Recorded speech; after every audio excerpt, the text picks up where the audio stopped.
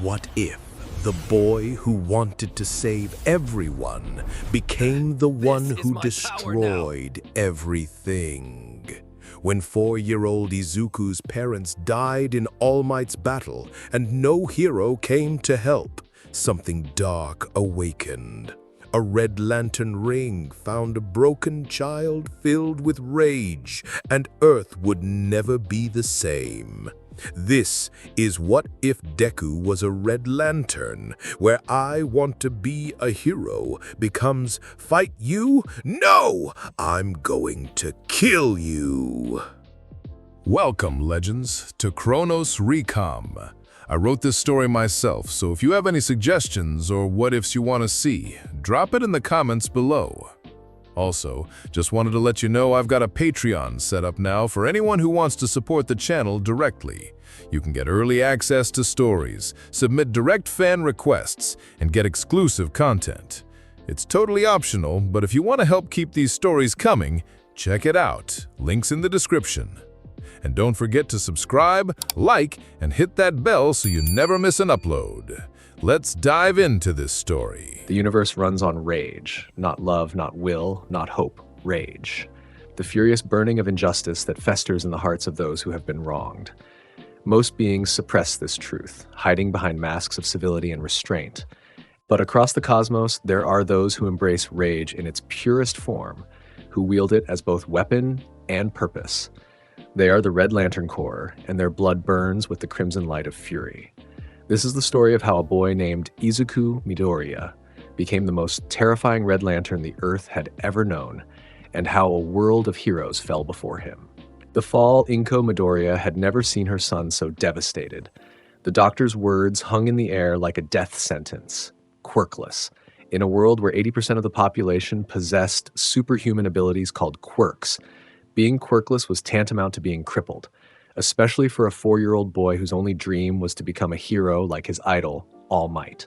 "I'm sorry, Izuku," she whispered, tears streaming down her face as they left the clinic. "I'm so sorry."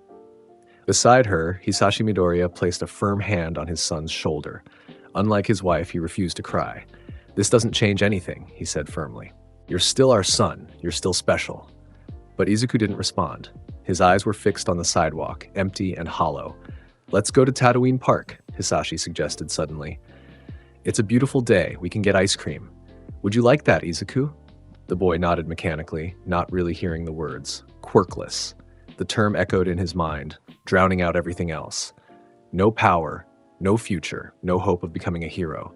Tatooine Park was unusually crowded that afternoon. Families strolled beneath cherry blossoms, children played on swings and slides, teenagers lounged on blankets with their phones. Hisashi bought Izuku a green tea ice cream cone, his favorite, but the boy merely held it, watching as it melted over his fingers. "Look, Izuku." Inko pointed to a nearby television screen where footage of All Might's latest rescue played.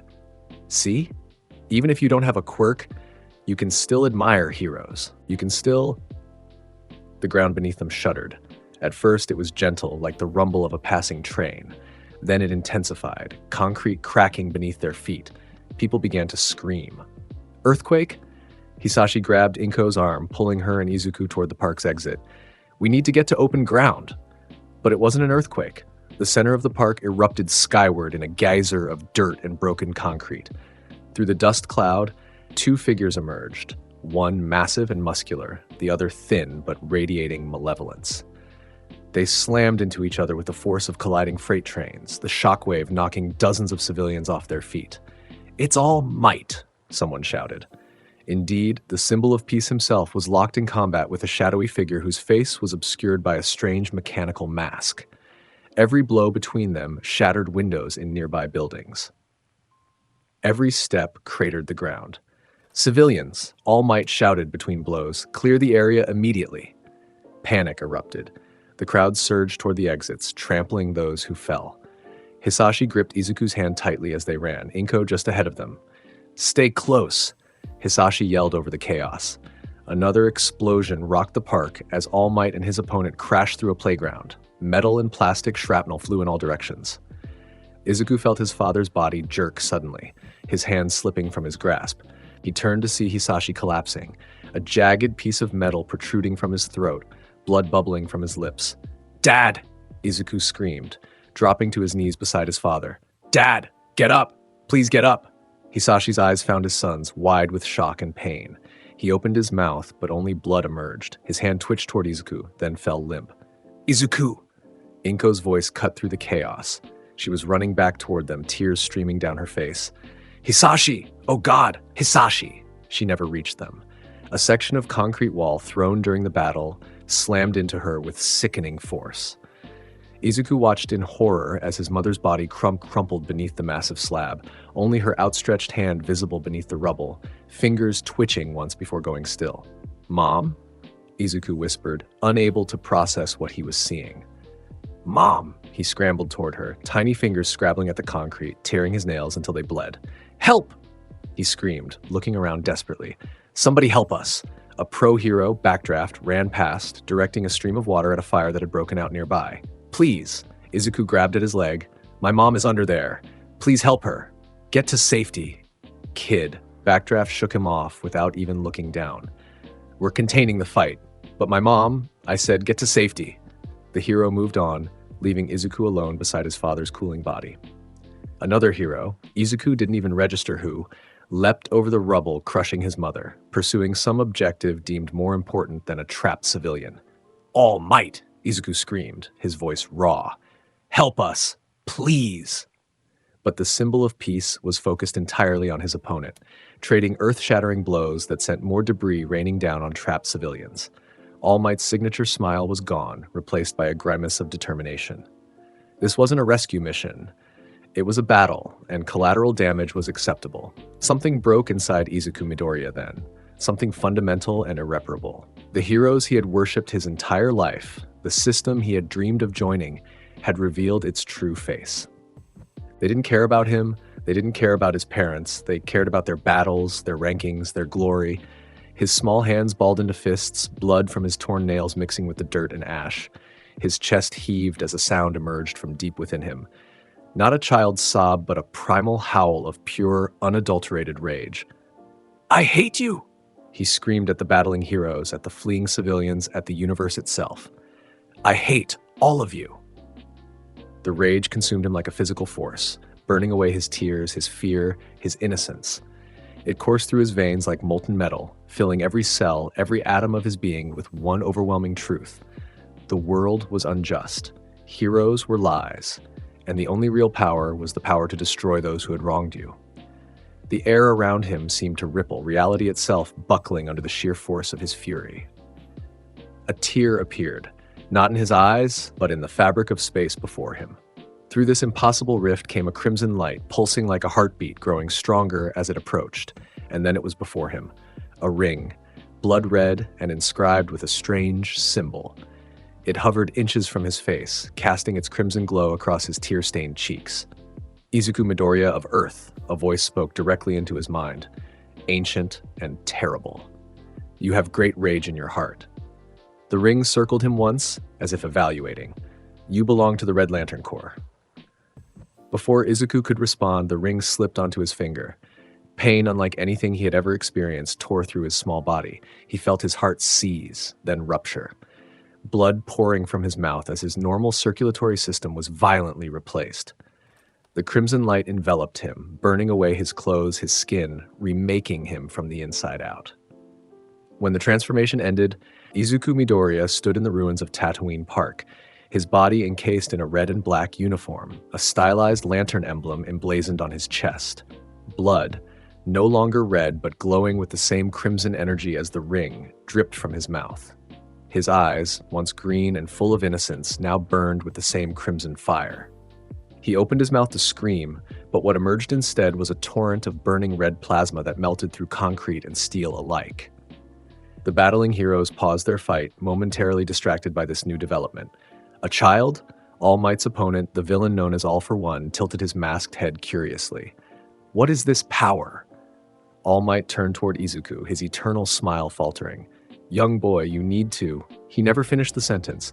Izuku's rage found focus, and the ring responded. A construct of pure red energy, a massive fist, formed around Izuku's hand and shot forward, catching All Might squarely in the chest and sending him flying backward through 3 buildings. All for One laughed, a sound like grinding metal. Interesting. But before either hero or villain could react further, the ring pulsed once more. Crimson light enveloped Izuku completely, and then he was gone, leaving behind only the bodies of his parents and a park transformed into a smoldering crater. Across the vastness of space, through wormholes and past dying stars, the ring carried its new bearer. Izuku Midoriya, no longer human in any way that mattered, felt nothing but the rage that consumed him.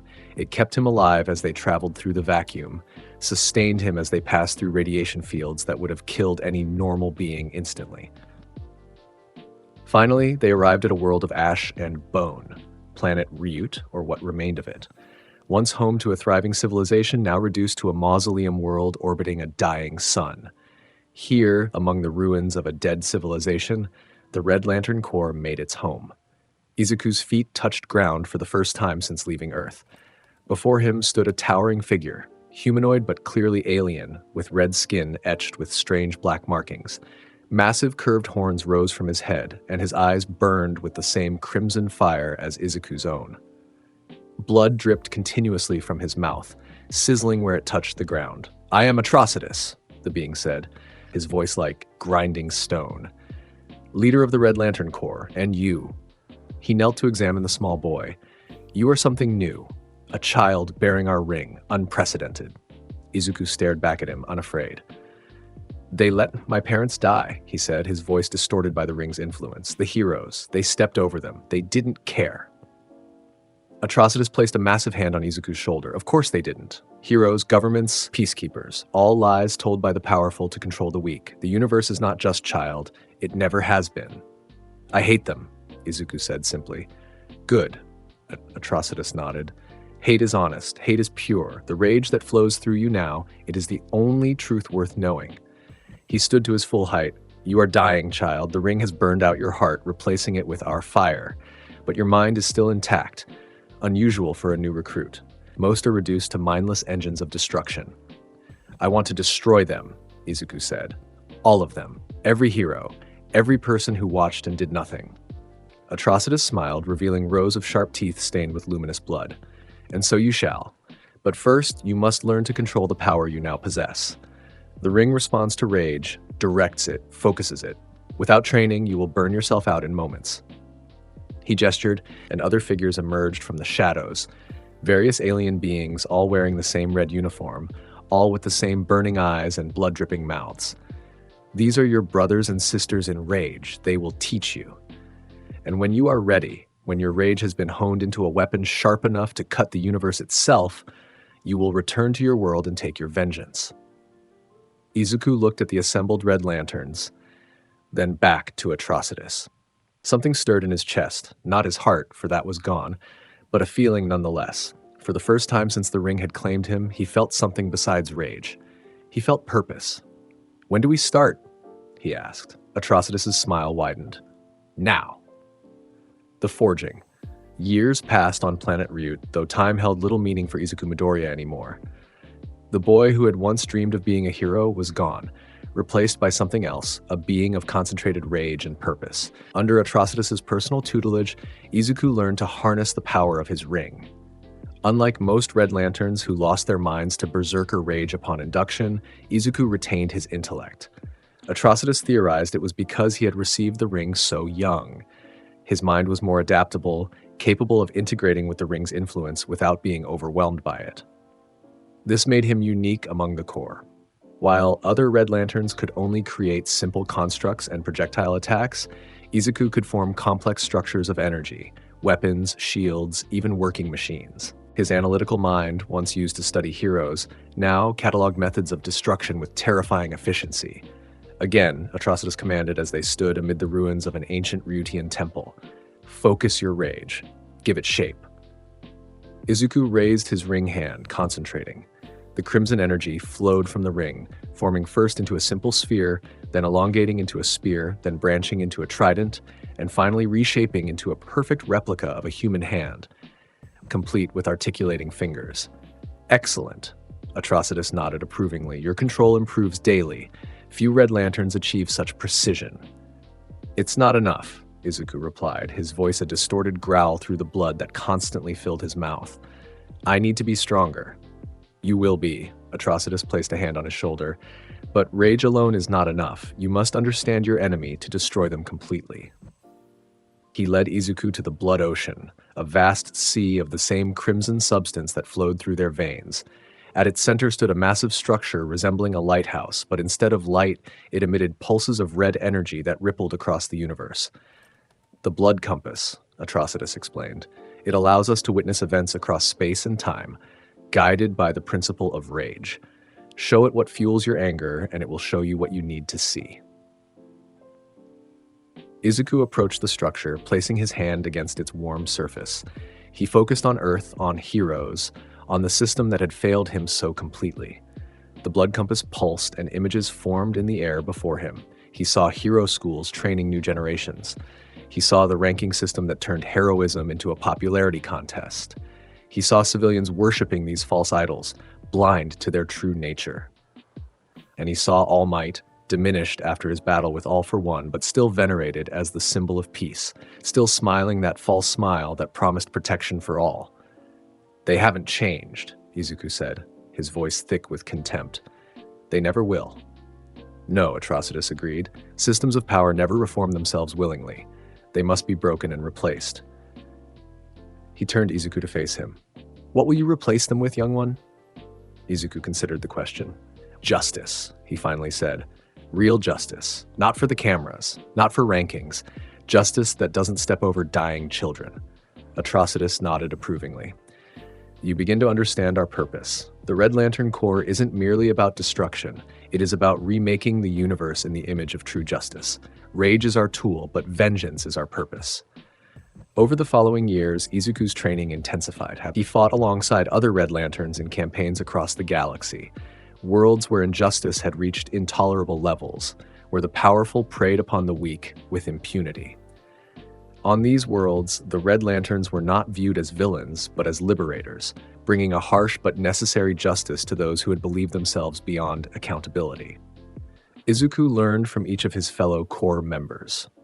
From Dexstar, once a house cat on Earth, now a vengeful Red Lantern after his owner's murder, he learned persistence and the value of silence. From Bleeze, a once beautiful alien woman who had been brutalized by her world's aristocracy, he learned that rage could be elegant and precise. From Rancor, a human who, like Izuku, had retained his intelligence, he learned advanced construct techniques that allowed for subtlety when necessary. But his greatest teacher remained Atrocitus himself. The ancient alien had lived through the Manhunter massacre that had destroyed his sector of space, had seen billions die at the hands of so-called peacekeepers. His rage was old and deep, tempered by millennia of purpose. You must remember, Atrocitus told him, as they stood watching a distant sun collapse into a black hole, that rage is infinite, but bodies are not. Even with the ring sustaining you, you must learn when to strike and when to wait. Your vengeance against Earth must be absolute. It cannot fail because of impatience. Izuku absorbed these lessons with the same intensity he had once devoted to studying heroes. By the time he reached what would have been his 15th year of life on Earth, he was unrecognizable from the weeping child who had left it. His body, sustained and enhanced by the ring's power, had grown tall and powerful. His green hair had darkened to an almost black shade, with only hints of its original color visible in certain light. His face, once round and innocent, had sharpened into angular planes that never smiled, and his eyes, they burned constantly with crimson fire, windows into the rage that had replaced his soul. It is time, Atrocitus announced one day as they stood in the great hall of the Red Lantern Fortress. You have mastered our ways. Your rage burns steady and true. Earth awaits your justice. Around them stood the gathered members of the Corps, dozens of beings from across the universe, united only by their rage and their rings. They watched silently as Atrocitus performed the blood ritual, drawing symbols on Izuku's forehead with his own burning blood. From this day forward, you are no longer merely a member of our Corps, Atrocitus proclaimed. You are our emissary to Earth. Its fate is in your hands. Judge it, cleanse it, remake it in the image of true justice. Izuku knelt before his master, accepting the mantle. When he rose, his uniform had changed subtly. The standard Red Lantern design now incorporated elements reminiscent of his childhood hero costume designs, twisted into something darker. A mockery of the hero he had once dreamed of becoming. "I won't fail," Izuku promised, his voice carrying across the assembled corps.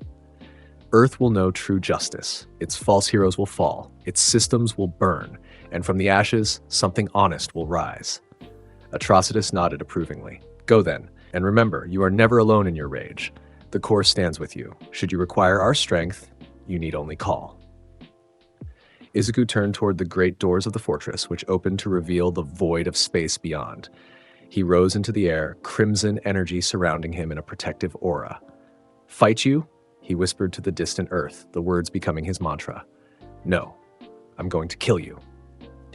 And with that, he shot forward into the darkness, a blood-red comet streaking toward the world that had failed him. Behind him, Atrocitus watched with something approaching pride. "The boy will either save that world," he told Dexstar, who had padded up beside him, "or reduce it to ash. Either way, justice will be served." The cat-like Red Lantern growled in agreement, red spittle dripping from its fangs. Justice indeed. The blood-red return, UA. High school's entrance exam was the most prestigious hero qualification test in Japan. Thousands of hopeful students gathered each year to demonstrate their quirks, fighting giant robots in a massive artificial cityscape. Success meant entry into the hero program that had produced legends like All Might. Failure meant finding another path. Today, however, the exam would produce neither success nor failure. Only blood. Tenya Ida, son of the renowned Ida hero family, was in the middle of destroying his third robot when the sky turned red. At first, he assumed it was part of the test, perhaps a new environmental challenge. Then he heard the screams. A crimson streak cut through the clouds, descending toward the artificial city with terrible purpose.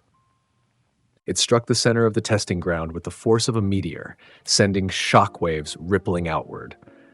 Robots and students alike were thrown backward by the impact. From the crater emerged a figure that seemed more demon than human. Clad in red and black, blood dripping constantly from his mouth, eyes burning with crimson fire. He rose into the air, surveying the chaos below with cold detachment. "Who is that?" A student with purple balls for hair whispered fearfully. "Is this part of the test?" "No," Ida replied, his enhanced engines already cooling in his legs. "That's not a teacher or a testing parameter. That's..." He trailed off, because truthfully, he had no idea what they were facing. The figure, male, seemingly young despite his intimidating presence, raised a hand bearing a red ring. Crimson energy flowed from it, forming into a massive construct resembling a loudspeaker. "People of Japan..." The figure's voice boomed across not just the testing grounds, but the entire city beyond, amplified by his ring's power. "My name is Izuku Midoriya. 11 years ago, your beloved hero society failed me and my family. Today, I have returned to deliver justice." In the observation room, where UA faculty monitored the entrance exams, alarm spread rapidly. "Who authorized this?" Principal Nezu, a small white animal-like being of high intelligence, demanded. "Is this some sort of villain attack?" "Sensors indicate massive energy readings," a support staff member reported. "Nothing like any quirk we've ever recorded. And he's broadcasting not just here. He's somehow hijacked every television and radio frequency in the country." Indeed, across Japan, regular programming had been interrupted by Izuku's message. In living rooms and offices, on street displays and personal devices, millions watched as the blood-dripping figure continued his declaration. "Your heroes are frauds," Izuku stated, his voice coldly precise despite the blood that flowed continuously from his mouth. "They don't save everyone. They choose who lives and who dies based on what advances their careers, what plays best for the cameras, what improves their rankings." At UA, a racer head, the pro-hero known as Shota Aizawa, was already moving. "Evacuate the students," he ordered, his normally bored expression replaced by urgent focus. "Present Mike, contact the emergency response teams. Midnight, Cementos, with me." The three pro-heroes rushed toward the crater where Izuku hovered, his broadcast continuing. "I offer you a choice," Izuku announced to his nationwide audience. "Renounce your hero worship, dismantle this corrupt system, embrace a new order based on true justice." His burning eyes narrowed. "Or watch as I tear it down around you." That's far enough, Aizawa called out, his capture scarf already unraveling around him as he activated his erasure quirk, eyes glowing red as he focused on Izuku. Whatever grievance you have, this isn't the way to address it. For a moment, nothing happened. Then Izuku turned slowly to face the approaching heroes, his expression unchanged. Aizawa's eyes widened in shock. His quirk was having no effect. The crimson energy continued to flow around Izuku unabated. Eraserhead? Izuku identified him without hesitation. Quirk, erasure. You cancel out other quirks by looking at their users. Useful against most opponents. His head tilted slightly. But I don't have a quirk. This power comes from somewhere beyond your understanding. Before Aizawa could react, Izuku's ring flashed. A construct resembling a massive hand formed around the hero, crushing his body with incredible force. Bones snapped audibly as Aizawa screamed, blood spurting from his mouth. Shota! Midnight rushed forward, tearing at her costume sleeve to release her somnambulist quirk, a sleep-inducing aroma. Izuku didn't even look at her. Another construct, this one a perfect sphere, formed around her head, cutting off her oxygen. She clawed at it frantically for several seconds before collapsing, unconscious or worse. Cemento slammed his hands into the ground, sending a wave of manipulated concrete toward Izuku. The Red Lantern merely opened his mouth, releasing a torrent of burning plasma that melted through the concrete like it was snow, continuing onward to engulf the cement hero. His screams lasted only seconds before they were silenced, his body reduced to charred remains. Throughout it all, Izuku's expression never changed. This wasn't battle to him. It was execution. The watching students were frozen in horror. Some had activated their quirks defensively, others were running, but most simply stood paralyzed, unable to process what they were witnessing. Their teachers, professional heroes they'd admired their whole lives, had just been defeated in seconds. Present Mike's voice came over the loudspeakers, tight with barely controlled panic. All examinees, evacuate immediately. This is not a drill. Proceed to emergency exits and... He never finished. The observation tower exploded in a flash of crimson energy, silencing the announcement and presumably everyone inside. Izuku descended slowly to the ground, touching down amid the terrified students. They shrank back from him, many crying or shaking uncontrollably. You came here today hoping to become heroes, he addressed them, his voice quieter now but no less menacing. Let me show you what heroes really are. His ring pulsed and the air before him shimmered. An image appeared. A recording from 11 years ago, Tatooine Park during All Might's battle with All for One.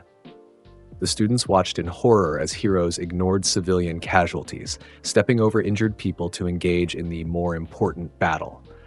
They saw a small green-haired boy screaming for help beside his dead father, trying desperately to lift rubble off his trapped mother. That child was me, Izuku said as the footage continued, showing a hero, Backdraft, dismissively pushing the boy aside. That day, I learned the truth about heroes. They don't save everyone. They choose, and if you're not important enough to be chosen, you die. The image shifted to show the moment the ring had found him, the transformation that had occurred, the brief confrontation with All Might before he vanished. Since that day, I have trained with the Red Lantern Corps, an intergalactic force dedicated to punishing injustice wherever it exists, and I have returned to deliver that punishment to the hero society that failed me. He looked around at the students, his burning eyes seeming to look into each of them individually. This is your only warning. Abandon your hero aspirations. Go home. Live quiet lives. Stay out of my way. His voice dropped even lower. Or share the fate of your teachers. One student stepped forward, a tall boy with half-red, half-white hair and a distinctive burn scar over his left eye. Shoto Todoroki, son of the number 2 hero Endeavor. And if we refuse? He asked, ice already forming around his right hand. Izuku regarded him for a moment. Shoto Todoroki, son of Enji Todoroki, the hero Endeavor, a man who abused his wife until she suffered a mental breakdown and scarred his own son in desperation. He tilted his head. You, of all people, should understand the hypocrisy of the hero system. Todoroki's eyes widened in shock. How do you know about that? The Red Lantern ring is drawn to rage and injustice. Yours calls to it even now. Izuku extended his hand toward Todoroki. You don't have to follow your father's corrupt path. Join me instead. Help me build something honest. For a moment, Todoroki seemed to consider it, his heterochromatic eyes reflecting the crimson light emanating from Izuku. Then his expression hardened. "Whatever the flaws in the hero system," he said, ice continuing to form around his arm, "mass murder isn't the answer." Izuku sighed, a sound like escaping steam. "Then you've made your choice." What happened next occurred so quickly that many witnesses would later disagree on the sequence of events. Todoroki launched a massive ice attack, spears of frozen water shooting toward Izuku at incredible speed. Simultaneously, another student, a spiky-haired boy with an explosive quirk, launched himself forward with blasts from his palms. "Die, you bloody freak!" Katsuki Bakugo roared as he flew toward Izuku, hands glowing with impending detonation. Izuku didn't move. He didn't flinch. He simply raised his ring. The ice shattered before it reached him, broken by an invisible force field of crimson energy. As for Bakugo, he found himself suspended in midair, held by a construct that had formed around his throat. Katsuki Bakugo, Izuku identified him, though they had never met. Violent, arrogant, ambitious, exactly the type who thrives in the current hero system. He tightened the construct around Bakugo's neck, cutting off his air. "You would have made an excellent false hero." "Let him go," another student shouted, a girl with a gravity-negating quirk. She ran forward, only to be swatted aside by another construct. Bakugo's struggles weakened as his oxygen depleted. His explosions grew smaller, then stopped altogether. His eyes, wide with fury and fear, began to dim. "Remember this moment," Izuku addressed the watching students. "This is what happens to those who stand against the Red Lantern Corps." With a casual flick of his wrist, the construct around Bakugo's neck contracted completely.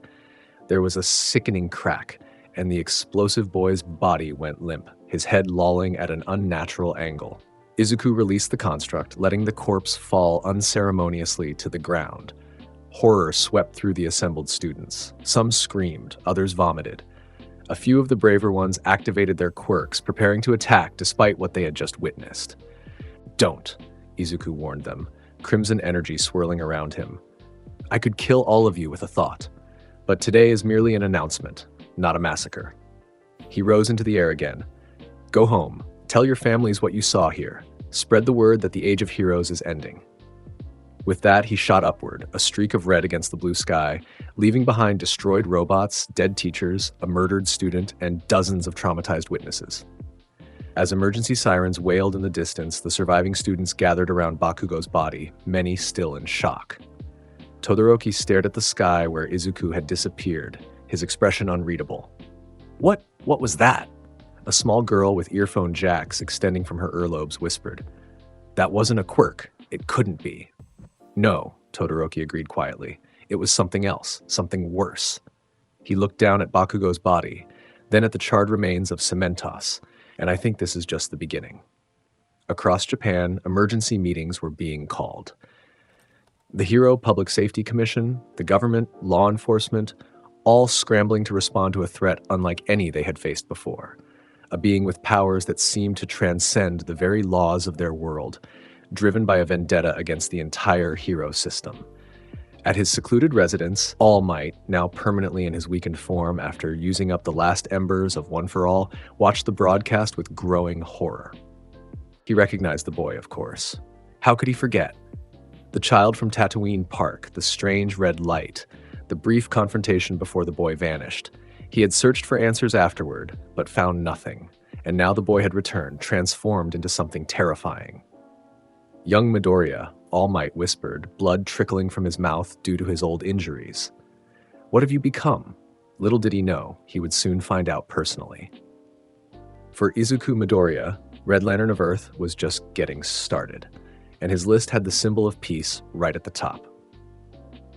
The UA Massacre. News of the UA entrance exam attack spread rapidly.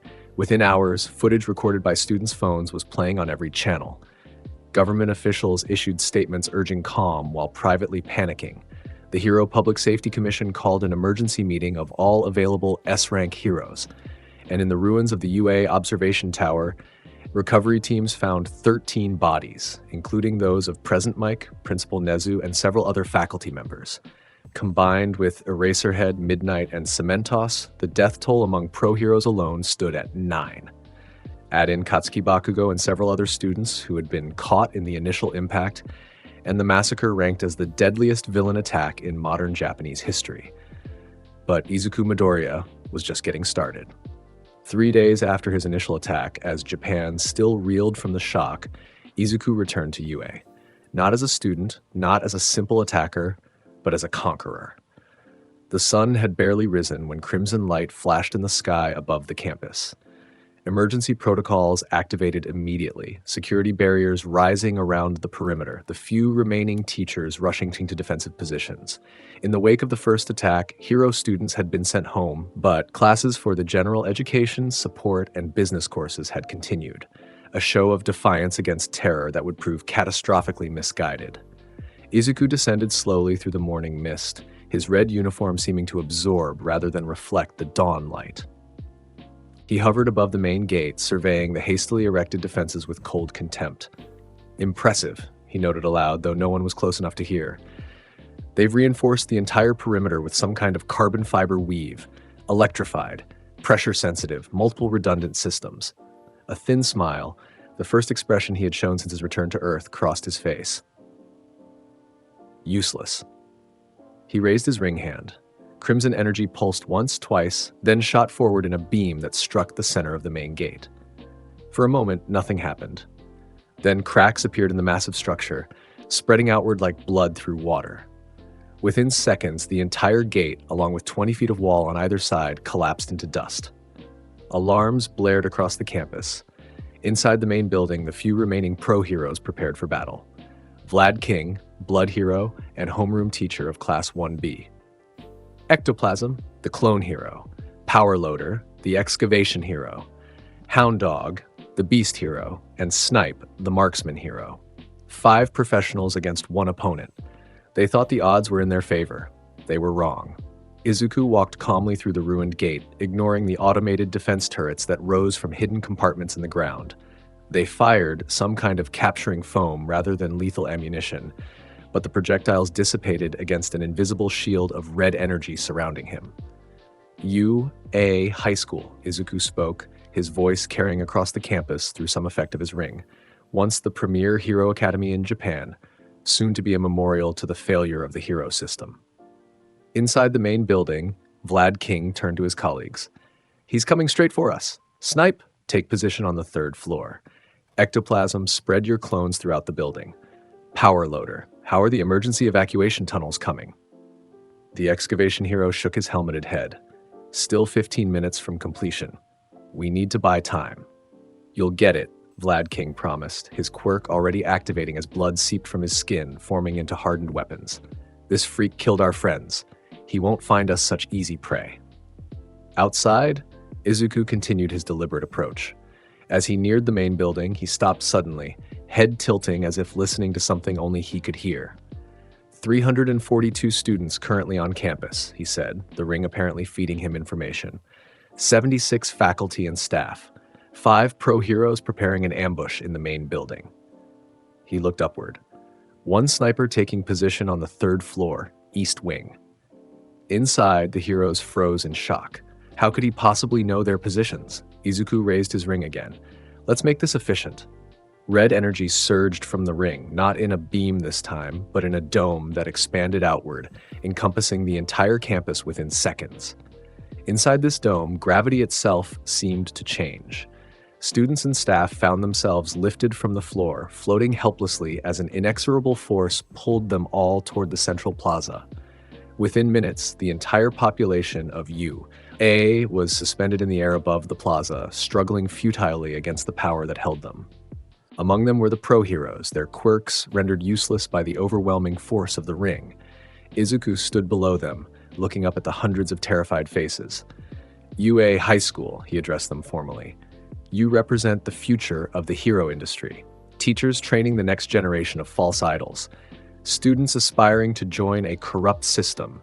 Support staff enabling the machinery of deception. He walked in a slow circle, examining his captives with clinical detachment. In a just world, you would all stand trial for your complicity. But this is not yet a just world, so I will be judge, jury, and executioner. You're insane, Vlad King managed to growl despite the pressure crushing his chest. These are children. I was a child, Izuku replied without emotion. 4 years old when I watched my parents die, when heroes stepped over their bodies to chase glory. Did any of you care then? Silence met his question. As I thought. Izuku raised his hand, red light gathering around it. However, I am not without mercy. Unlike the heroes who ignored my pleas, I will offer you a choice. The crimson energy around him pulsed, and suddenly the captives found they could speak, though they remained suspended in the air. Students of UA, Izuku addressed them directly. You have been indoctrinated into a system that values spectacle over substance, fame over service. Many of you are here not because you wish to help others, but because you seek adulation and wealth. His burning gaze swept over them, but some of you may have joined with pure intentions, only to be corrupted by the system. He made a gesture, and the floating students separated from the teachers and staff, forming 2 distinct groups in the air. I offer you this choice. Renounce the hero system. Pledge yourselves to a new order, one based on true justice, not camera-friendly smiles and merchandise sales. Those who accept will live to see the new world I will build from the ashes of the old. His voice hardened. Those who refuse will die here alongside your teachers and the corrupt system they represent. Shocked murmurs spread through the floating students. Was this villain, this monster who had killed their teachers and classmates, actually offering them a chance to join him? You're asking us to become villains. A voice called out, a tall girl with a spiky ponytail. Momo Yaoyorozu, one of the survivors from the entrance exam. No, Izuku corrected her. I'm asking you to become honest. The categories of hero and villain are artificial constructs created to control society. In reality, there is only power and how it is used. His eyes narrowed. The current hero system uses its power to create celebrities and maintain the status quo. I intend to use power to create actual justice. By murdering children, Vlad King shouted, still struggling against the force holding him. Izuku didn't even look at him. By eliminating a corrupt system down to its roots, a system that failed me and countless others like me. He returned his attention to the students. You have 1 minute to decide. Choose wisely. Panic spread through the suspended crowd. Some students began to cry. Others shouted defiance. A few seemed to be genuinely considering the offer. From the group of teachers, Ectoplasm called out, Students, remember your training. Remember what it means to be a hero. Don't let this villain's words poison your minds. Izuku flicked his wrist almost casually. A red construct shaped like a muzzle formed around Ectoplasm's mouth, silencing him. No more propaganda from the old guard, Izuku said coldly. This is between me and the future generation. The minute passed in tense silence. Then Izuku raised his hand again. Time's up. Those who wish to join the new order, raise your right hand. For several seconds, no one moved. Then, hesitantly, a few hands went up. A support course student, 2 from general education, a business course student, then more, gradually, until perhaps 30 students out of the 300 had their hands raised. Among them, surprisingly, was Shoto Todoroki. Izuku nodded. Brave decision. You'll need that courage in the days ahead. He made another gesture, and the students who had raised their hands were gently lowered to the ground behind him. The rest of you have made your choice as well. Wait, a voice called out, a plain-looking boy with purple hair.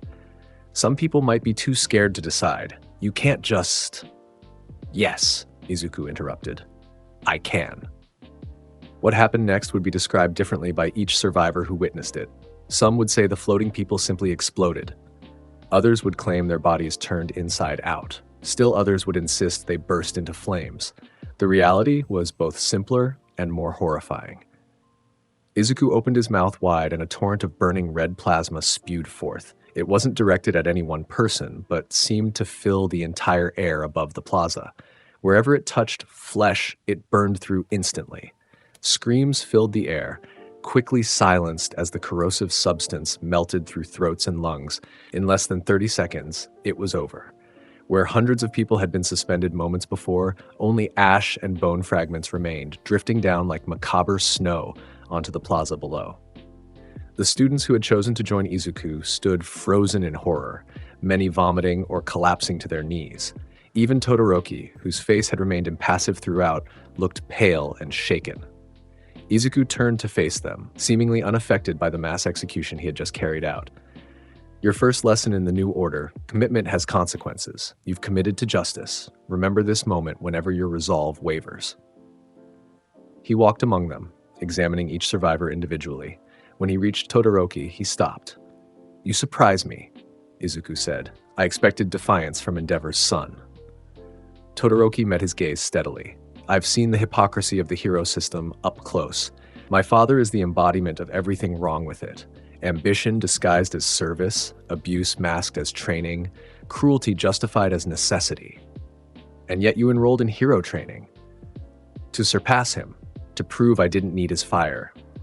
Todoroki's heterochromatic eyes hardened, but I've realized that's just another form of being controlled by him. True freedom means rejecting the entire system that made him what he is.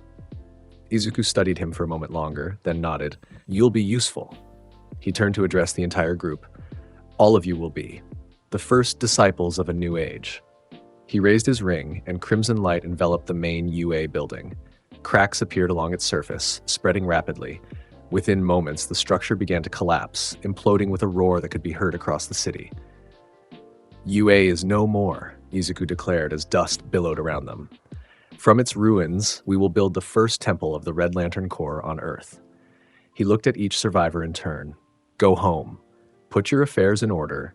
Say goodbye to loved ones if you wish. In 3 days, return here to begin your new lives. He rose into the air, crimson energy swirling around him. The age of heroes is ending. The age of true justice begins.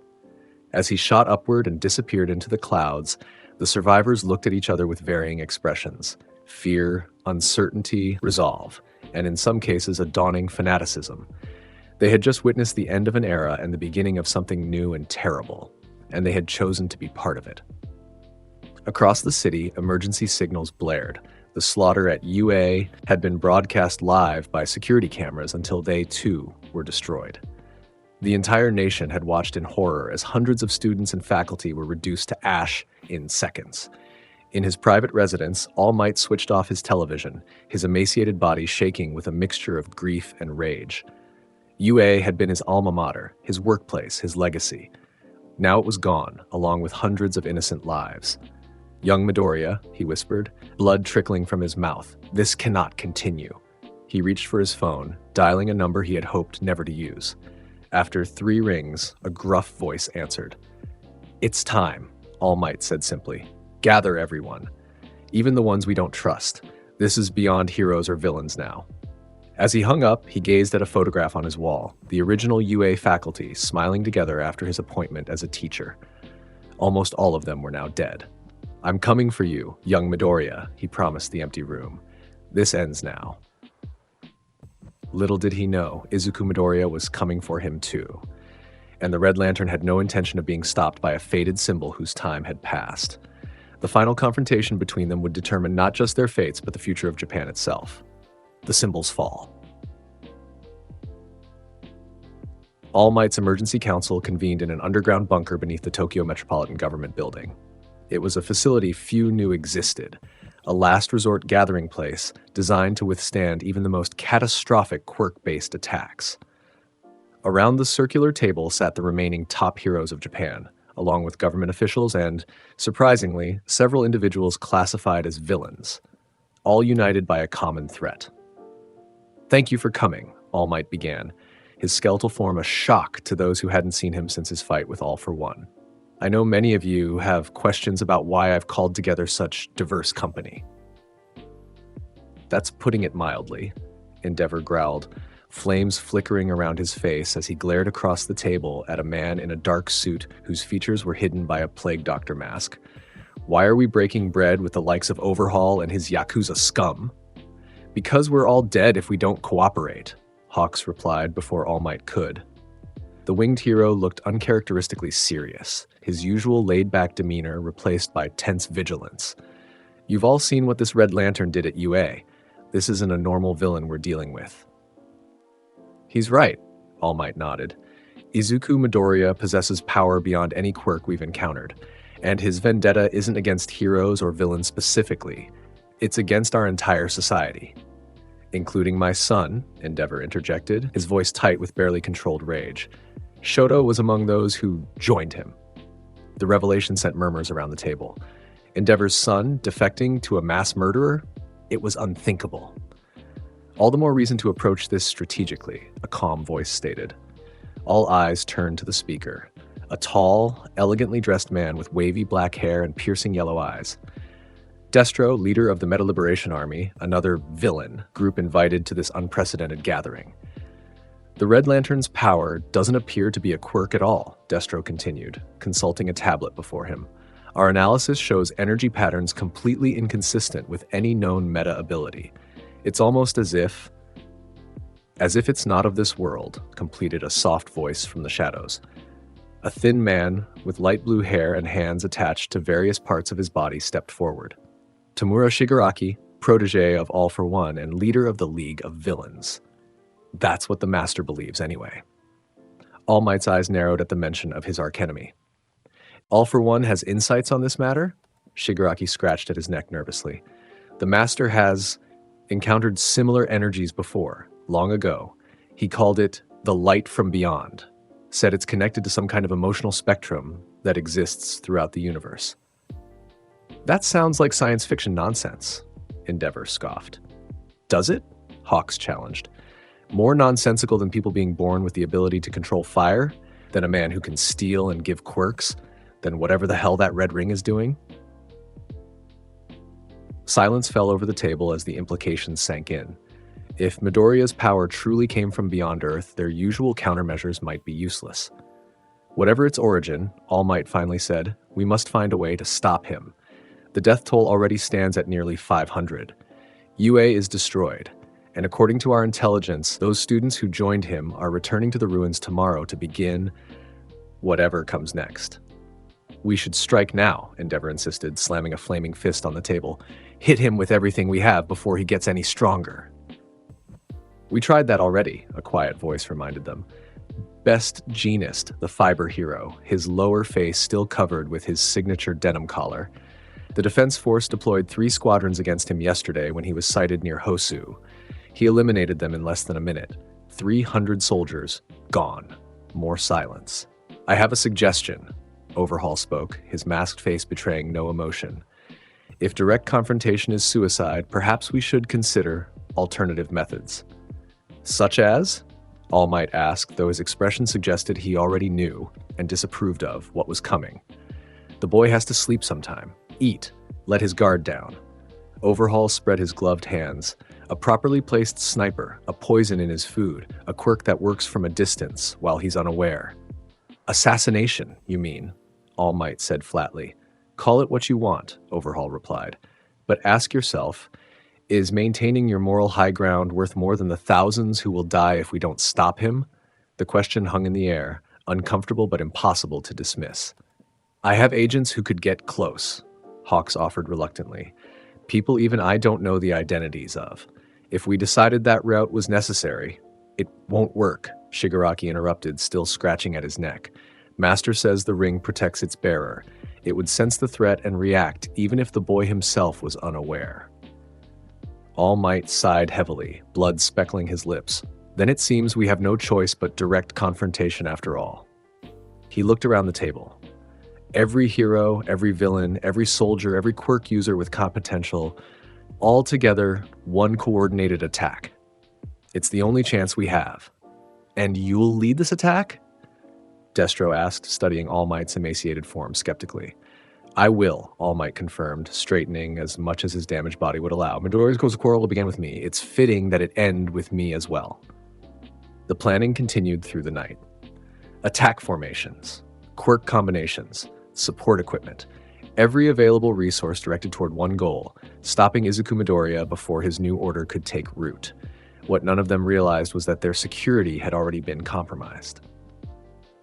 In the ventilation system above the bunker, a small red light blinked rhythmically, a construct created by Izuku's ring, recording every word, transmitting it directly to its master. Izuku Midoriya, floating cross-legged above the ruins of UA, smiled as he listened to their desperate planning. It was exactly what he had expected, exactly what he had wanted. "Come to me, All Might," he whispered, blood dripping from his lips onto the crimson construct floating before him, a perfect miniature replica of the bunker and everyone inside it. "Bring your heroes. Bring your villains. Bring everyone." The construct clenched like a fist, crushing the miniature figures inside. "I'm gonna kill you all." Dawn broke over the ruins of UA, casting long shadows across the devastation. Where proud buildings had once stood, now only rubble remained.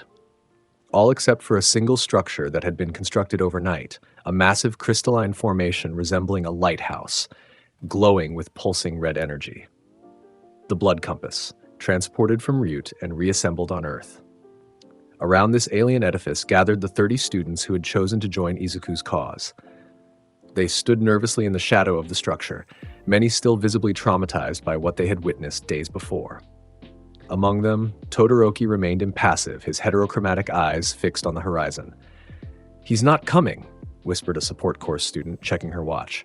"Maybe he changed his mind. Maybe we should just—" "He's here," Todoroki interrupted, pointing skyward. A red streak cut through the morning clouds, descending rapidly toward them. Izuku Midoriya landed with practiced grace before his recruits, crimson energy swirling around him before settling into a gentle aura. "Welcome," he greeted them, his voice surprisingly soft despite the blood that dripped continuously from his mouth. "Today marks the beginning of a new era for Japan. For Earth." He gestured to the blood compass behind him. This structure is a beacon, a connection to the Red Lantern Corps across the universe. Through it, we will reshape this world according to the principles of true justice. As he spoke, Izuku paced before his recruits, studying each of them individually. "You have all chosen to stand against a corrupt system. Some of you did so out of conviction." His gaze lingered on Todoroki, others out of fear. Several students flinched. "It doesn't matter. What matters is what you do now." He stopped pacing and faced them directly. "Before we proceed, you should know, we are about to be attacked. All Might has assembled what he believes is a sufficient force to destroy us. Every remaining hero in Japan, every villain willing to temporarily set aside their goals, military, police, everyone." Panic spread through the recruits. Many looked ready to flee. "Stay or go," Izuku said calmly.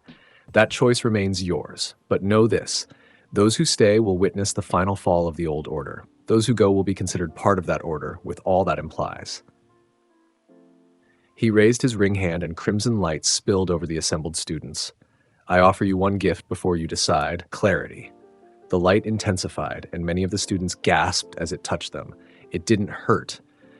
Instead, it felt like a veil lifting from their minds. Doubts cleared. Purpose crystallized. The rage they had suppressed, at an unfair society, at personal traumas, at the hypocrisy of the hero system, surfaced and focused. "This is a fraction of the power of the red light," Izuku explained as the glow faded. "The power of justified rage. It doesn't control you. It reveals what was already there." To his satisfaction, not a single student left. Instead, they stood straighter, their expressions hardening into resolve. Even those who had joined out of fear now showed determination. "Good," Izuku nodded. "Now, take positions around the blood compass. When they come, and they will come soon, remain within its protective field. Observe. Learn. This is your first lesson in the new order." As the students moved to comply, Todoroki approached Izuku directly. "My father will be with them," he said without preamble. Izuku regarded him with those burning eyes. "Yes, Endeavor leads the fire team in their plan." Todoroki's expression didn't change. "I want to be the one to kill him." For a moment, Izuku studied the half-cold, half-hot quirk user. Then he shook his head. "No, your rage toward your father is personal, clouded by emotion. Justice must be clear and precise." His voice softened marginally. "But you will witness his end, that I promise you." Before Todoroki could respond, alarms began to sound from the blood compass. Izuku turned toward it, ring hand raised. "They're here," he announced. "Earlier than expected. Clever." Indeed, on the horizon, a massive formation appeared. Helicopters, jets, heroes who could fly under their own power, ground forces approaching from all directions, a coordinated attack from land and air. Izuku rose into the air, crimson energy surging around him. "Students of the new order," he called down to the recruits. "Watch carefully. This is how justice is delivered to those who refuse to change." With that, he shot forward toward the approaching forces, a streak of red against the morning sky.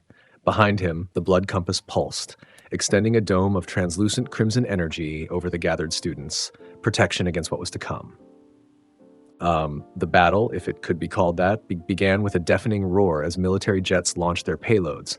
Missiles streaked toward Izuku, only to disintegrate mid-flight as they contacted his aura. Gunfire followed, equally ineffective. Izuku didn't even slow down. His mouth opened, releasing a torrent of corrosive plasma that cut through the formation of aircraft like a scythe through wheat. Helicopters exploded, jets plummeted in flames. Heroes who could fly found themselves engulfed in burning red death that no quirk could resist. On the ground, tank columns fired in coordinated salvos. Endeavor led a team of fire-based quirk users in a massive combined attack. Best Genist attempted to wrap carbon fibers around Izuku from a distance. All useless. Izuku descended toward the ground forces like an avenging god, ring extended before him. Constructs of red energy formed around him. Massive hands, blades, spears, all moving with terrible purpose. Where they touched, they killed. Tanks crushed like aluminum cans, heroes and soldiers alike torn apart or impaled. Endeavor's flames, hot enough to melt buildings, washed over Izuku without effect. In return, the Red Lantern sent a precision beam of energy through the Flame Hero's chest, leaving a cauterized hole where his heart had been. Endeavor collapsed without a sound, his flames extinguishing for the final time. From his position behind the protective dome, Todoroki watched his father fall with an expression that mixed satisfaction with something more complex. The slaughter continued methodically. Hawks, attempting a high-speed attack from above, found his wings dissolved by corrosive blood, sending him plummeting to his death. Best Genist's head was separated from his body by a construct shaped like scissors. Edgeshot, Kamui Woods, Mount Lady, all eliminated with terrifying efficiency. Villain forces fared no better. Overhaul's quirk, which could disassemble and reassemble matter, proved useless when Izuku simply removed his arms with a construct before the Yakuza leader could touch him. Shigaraki's decay spread harmlessly across Izuku's energy shield before a blast of plasma reduced the League of Villains leader to ash. Throughout it all, Izuku's expression never changed. This wasn't battle to him. It was execution. Pest control. The necessary clearing of obstacles before rebuilding could begin. After 20 minutes, the combined forces of heroes, villains, and military had been reduced by more than half. The survivors fell back, regrouping around a single figure who had yet to join the fight, All Might, in his skeletal true form, standing atop a partially collapsed building. Izuku paused in midair, recognizing the significance of this moment. This was what he had been waiting for, the confrontation that would symbolically end the old era. He descended slowly, landing 20 meters from All Might. The remaining heroes and soldiers formed a protective circle around the former symbol of peace, though after what they had just witnessed, fear was evident on every face. All Might, Izuku greeted him, his voice carrying easily across the distance. Or should I say, Toshinori Yagi, your true form is still a secret to most of the public, isn't it? Another deception in a career built on them. All Might stepped forward, blood trickling from the corner of his mouth. Young Midoriya, he replied, his voice weaker than in his muscular form, but still resonant with conviction.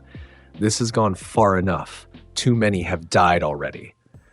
Not enough, Izuku corrected him. Not nearly enough to balance the scales. Is that what this is about? Revenge for what happened to your parents? Justice, Izuku clarified. Not just for my parents. For everyone failed by your false hero society. The victims trampled underfoot while heroes posed for cameras. The collateral damage written off as acceptable losses. He took a step forward and the protective circle of heroes tensed. You were there that day, All Might. Fighting all for one in Tatooine Park. Did you know how many civilians died during your battle?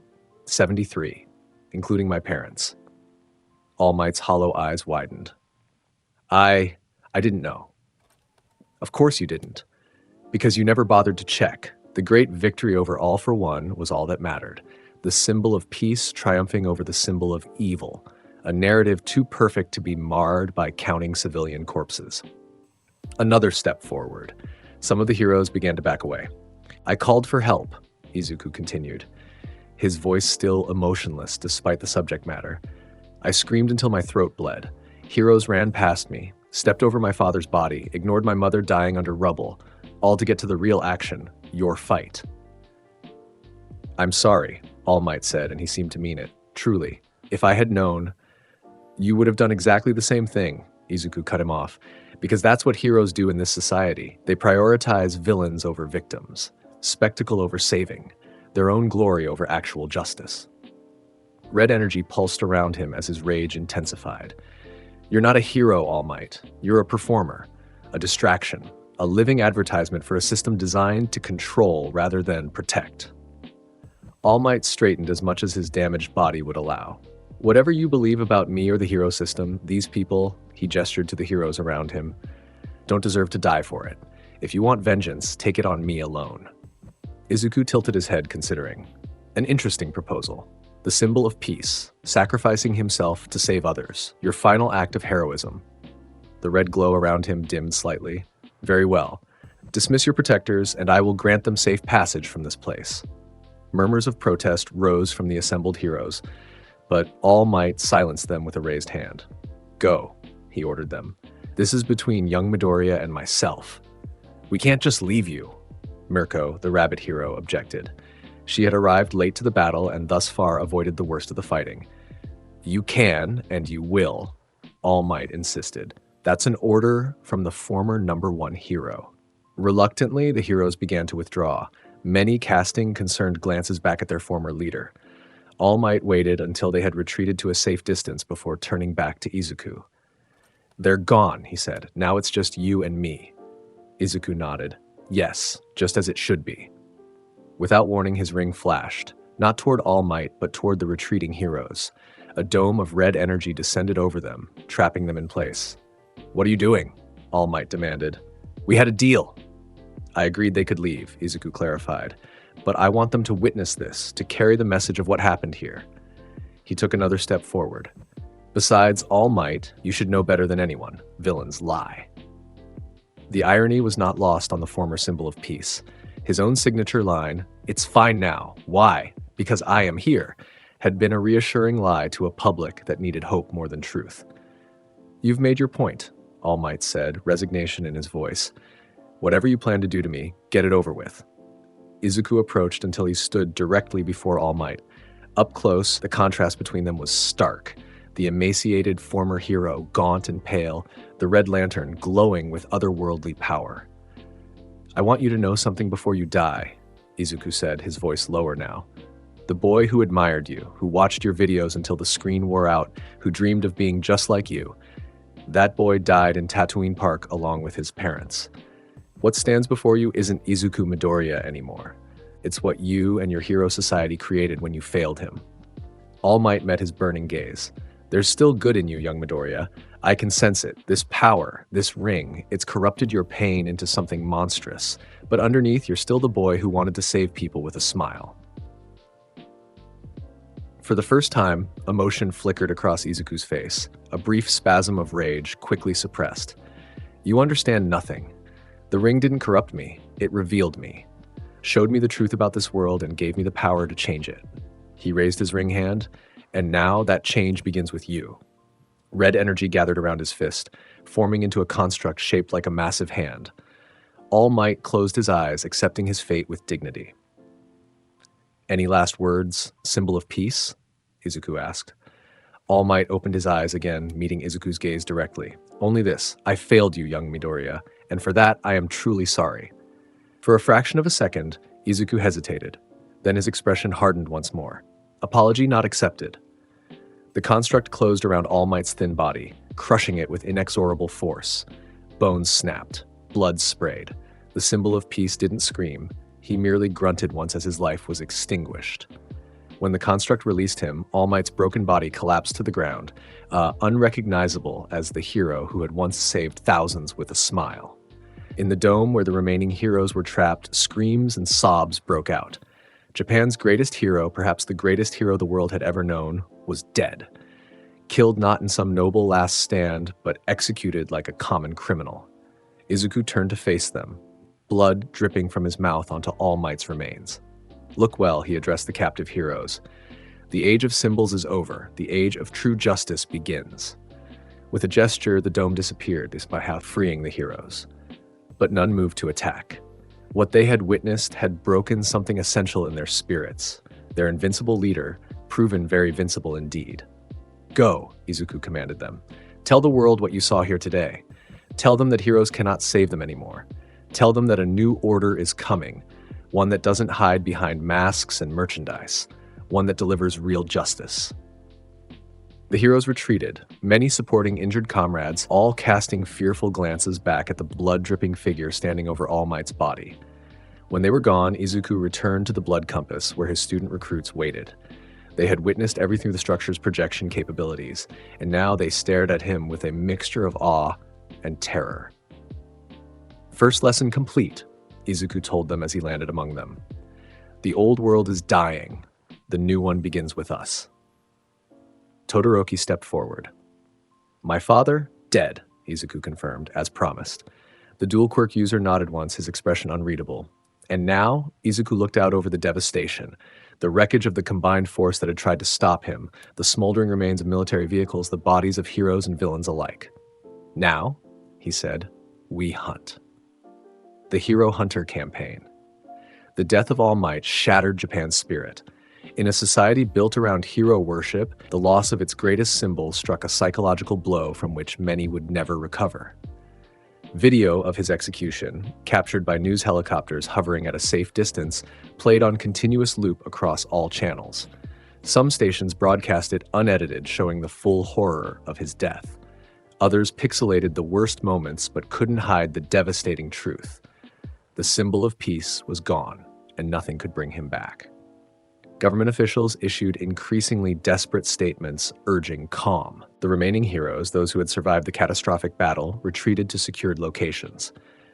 Civilians began to flee major cities, creating gridlock on highways and overwhelming train stations. And through it all, Izuku Midoriya watched with cold satisfaction from his base in the ruins of UA, the blood compass pulsing steadily behind him. "Chaos," he observed to Todoroki, who stood beside him monitoring multiple screens showing news coverage from across the country, the necessary precursor to rebirth. "Some areas are maintaining order," Todoroki noted, indicating footage of Hosu City where police and local defense forces patrolled in force. "And there are rumors that heroes from other countries are mobilizing to intervene." "Let them come," Izuku said dismissively, "more fuel for the fire." He turned to the assembled students, now his disciples, who waited for instructions. "But first, we must complete the cleansing of Japan's hero elite." He gestured, and a crimson construct formed in the air before them, a detailed map of Japan with glowing points indicating the locations of notable heroes.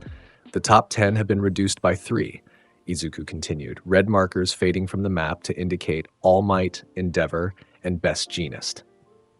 "The others are in hiding, or have attempted to flee the country. They must be hunted down and eliminated, one by one." Why not all at once?" asked Hitoshi Shinso, the purple-haired general education student whose brainwashing quirk had earned him a place among Izuku's chosen. "With your power, you could wipe them out in a single attack." "Because this isn't merely extermination," Izuku explained, his burning gaze fixing on Shinso. "It's education. Each hero's fall must be witnessed, understood, and remembered. The public must see their idols not as martyrs, but as failures of a corrupt system." He turned back to the map, highlighting a point near the coast. "We begin with Hawks. The winged hero survived our initial encounter and has retreated to a Hero Commission safe house here." A thin smile crossed his blood-stained lips, or what he believes is safe. Izuku selected a team to accompany him, Todoroki for his power, Shinso for his strategic mind, and 3 others with complementary quirks. The rest would remain at the base, continuing their training under the blood compass's influence. They departed at midnight, a formation of red streaks across the sky as Izuku extended his ring's flight capability to his companions. Below them, cities glittered with artificial light, deceptively peaceful from this height. The Hero Commission's safe house was a bunker built into a coastal cliff face, designed to withstand quirk-based attacks and natural disasters alike. Its location was known only to the highest-ranking members of the hero community, but secrets meant nothing to the Red Lantern Ring. It tracked the emotional signature of its targets across any distance through any barrier, Hawk's distinctive blend of carefree exterior and deeply buried guilt might as well have been a beacon in the night. There, Izuku indicated as they hovered above the seemingly empty cliff face. 300 meters below us, 27 individuals inside, Hawks, Mirko, Gang Orca, and Ryukyu among them. The rest are support staff and commission agents. Todoroki studied the cliff with his heterochromatic eyes. How do we approach? If we breach from above, they'll have time to mount a defense. We don't breach, Izuku replied. We make them come to us. He extended his ring hand, and crimson energy poured downward, seeping into the rock like liquid. For several seconds, nothing happened. Then the cliff face began to tremble. What are you doing? Shinso asked, watching as cracks appeared in the rock. Filling the bunker with plasma, Izuku answered calmly. Not enough to kill, just enough to make staying inside untenable. Sure enough, within minutes, emergency hatches in the cliff face burst open, and coughing figures emerged, many carrying others who had been incapacitated by the toxic fumes. Among them were the heroes they sought, immediately recognizable despite their disheveled state. Now, Izuku commanded, and the team descended. The battle that followed was brief but intense. Hawks, his wings damaged from their previous encounter, could barely fly. He still managed to launch a barrage of feather projectiles, which Izuku casually deflected with a shield construct. You're persistent, Izuku noted as he landed before the winged hero, a quality I might have admired in another context. Just returning the favor, Hawks replied, attempting his usual easy smile despite the fear evident in his eyes. You're pretty stubborn yourself, kid. Behind him, Mirko launched herself at Todoroki, her powerful legs propelling her through the air with incredible speed. Traitor, she shouted as she aimed a devastating kick at his head. Todoroki responded with a wall of ice that Mirko shattered with her kick, but the momentary delay allowed him to follow with a blast of fire that forced her to dodge. I chose the winning side, Todoroki replied coolly as they exchanged blows. The side of truth. Meanwhile, Gang Orca and Ryukyu, transformed into her dragon form, attempted to coordinate an attack on Izuku. The aquatic hero's sonic attacks combined with Ryukyu's raw physical power might have troubled most opponents. Izuku wasn't most opponents. He opened his mouth, releasing a focused stream of corrosive plasma that caught Gang Orca directly in the chest. The hero's unique hide, capable of withstanding tremendous pressure underwater, dissolved on contact. His scream was mercifully brief. Ryukyu, witnessing her colleague's death, roared in fury and charged, her massive dragon form casting shadows in the moonlight. Izuku didn't move. He simply raised his ring and created a construct, a perfect replica of a dragon but formed of red energy, twice the size of Ryukyu herself.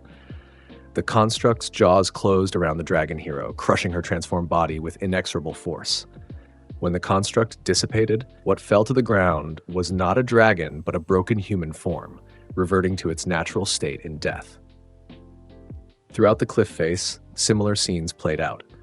Izuku's disciples, empowered by the blood compass's influence and their own justified rage, proved more than capable of dealing with commission agents and support staff. Shinso's brainwashing quirk proved particularly effective, turning several agents against their colleagues before Todoroki eliminated them all with a massive fire-ice combination attack. Only Hawks and Mirko remained of the heroes. Hawks, his wings now completely destroyed by a precision plasma attack, knelt on the rocky ground. Mirko, despite landing several solid hits on Todoroki, found herself restrained by red energy constructs, struggling futilely against bonds that would not break. Izuku approached Hawks slowly, studying the fallen hero with clinical detachment. Number 3 in the rankings, he noted.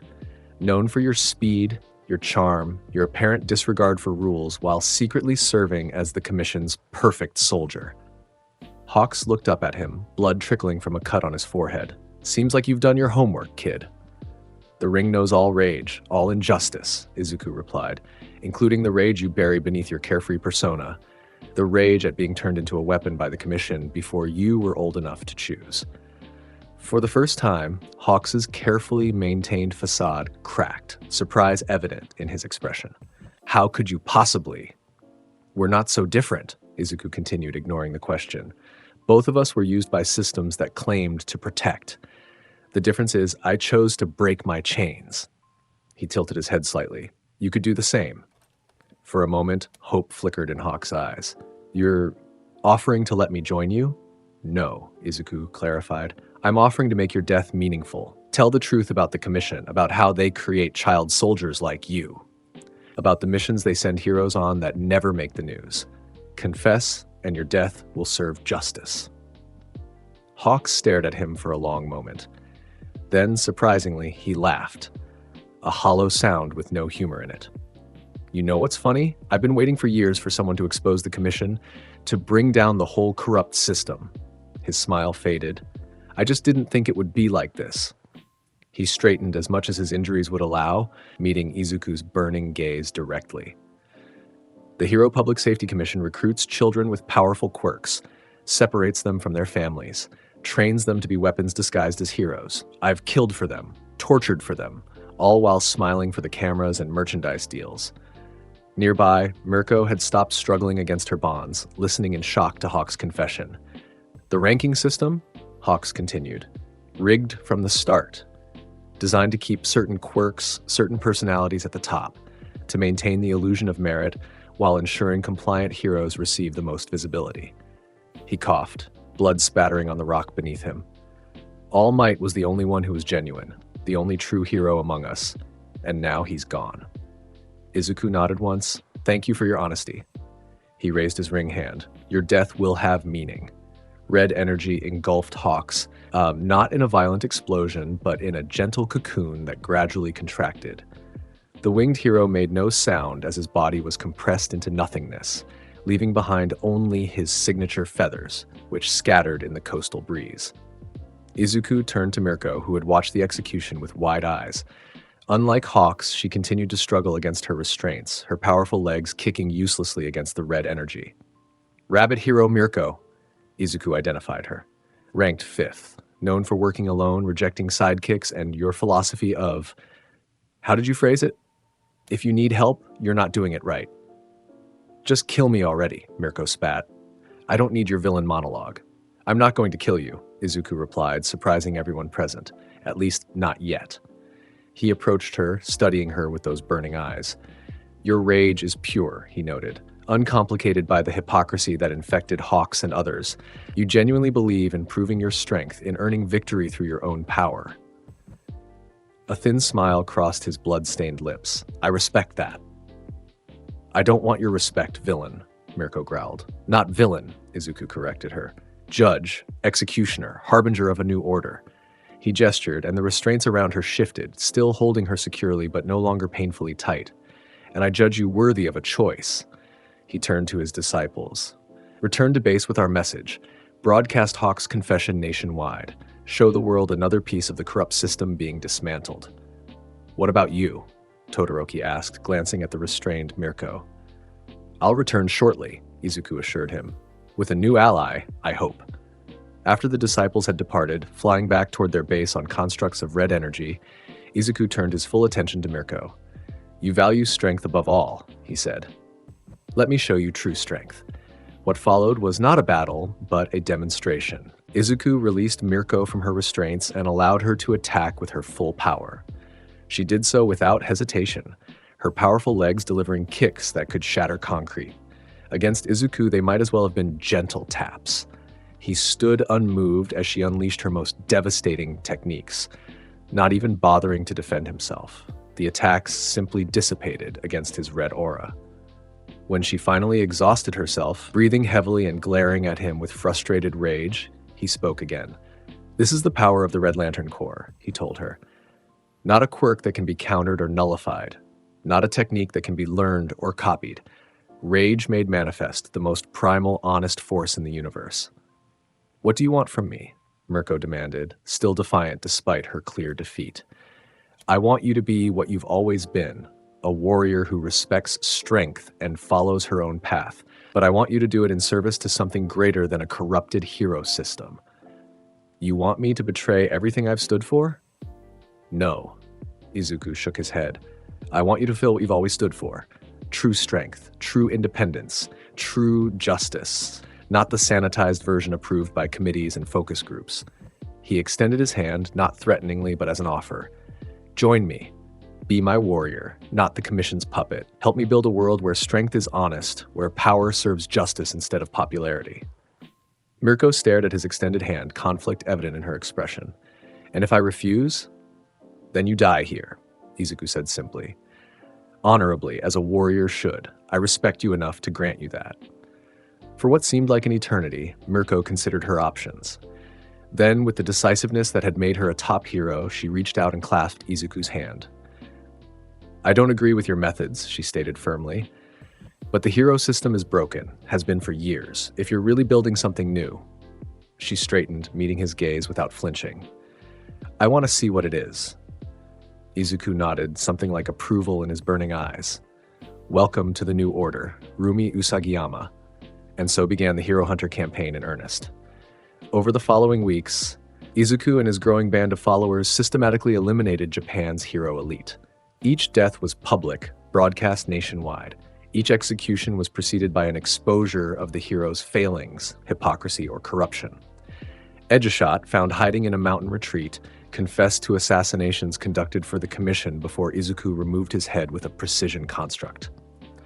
Kamui Woods and Mount Lady, attempting to flee the country by sea, admitted to their sham relationship manufactured by their agencies to boost popularity before Izuku reduced their vessel to ashes. Wash, the laundry hero, revealed the money laundering operation hidden behind his legitimate business before being literally turned inside out by red energy. With each death, public opinion shifted.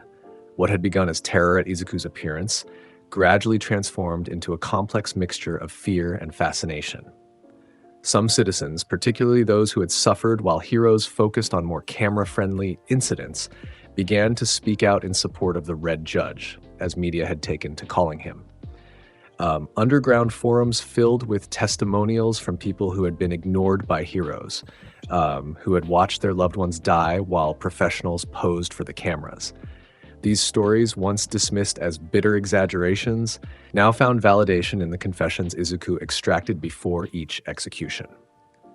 The hero system, revealed as corrupt from within, began to collapse under its own weight. Hero agencies closed their doors. Support companies pivoted to general security products. Hero schools across the country suspended operations indefinitely. And at the center of it all, Izuku Midoriya continued his methodical purge, crossing names off his list with terrifying efficiency. Beside him stood his inner circle.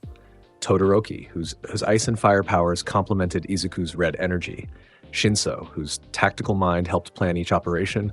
And now Mirko, whose combat experience and knowledge of hero protocols proved invaluable. From the ruins of UA, the blood compass pulsed continuously, its crimson light spreading unseen across Japan, slowly reshaping the emotional landscape of an entire nation.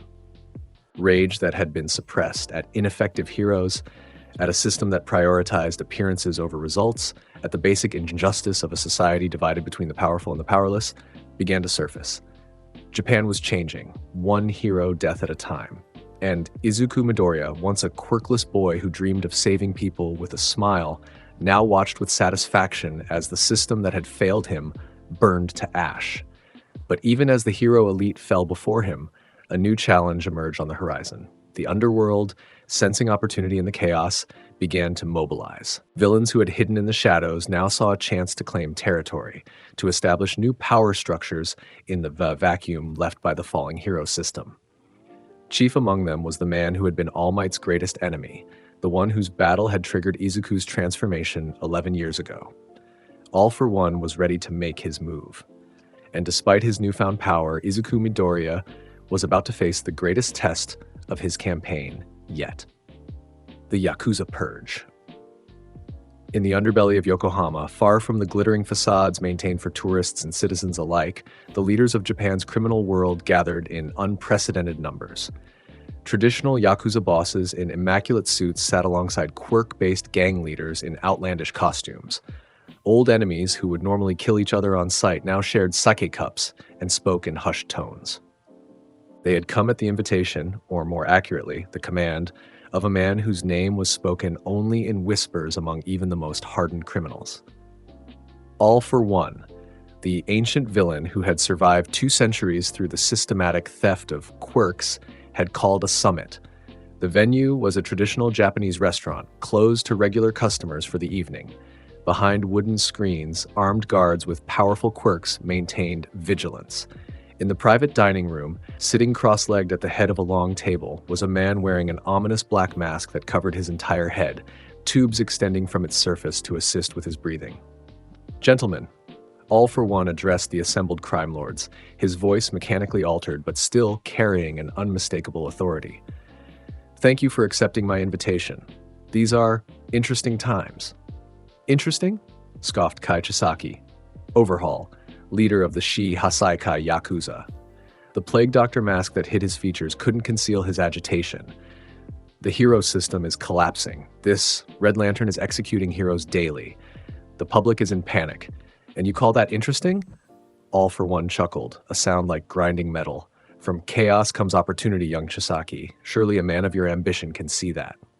"I see a foreign power invading our territory," replied another Yakuza boss, older, more traditional, his kimono displaying the crest of a family that had controlled parts of Tokyo for generations. "This Red Ring user is not just eliminating heroes. He's establishing his own order. Where does that leave us?" Murmurs of agreement spread through the assembled criminals. Despite their differences, they shared a common concern. The Red Lantern's crusade against heroes might seem advantageous at first glance, but his talk of true justice suggested he wouldn't look kindly on their operations either.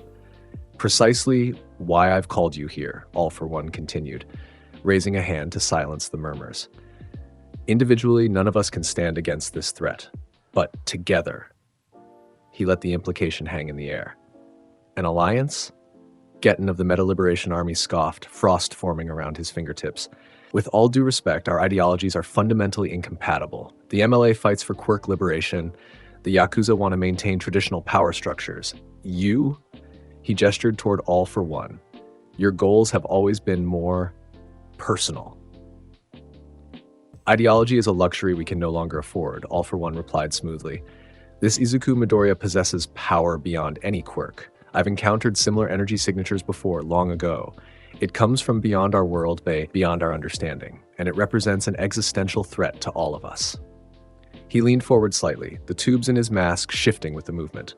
"Consider, he's eliminated over 30 pro heroes in less than a month. The entire top 10 ranking is now defunct. The hero commission is in disarray, and he shows no signs of stopping." "Good riddance to the heroes," muttered a gang leader with reptilian features. "Let him wipe them out."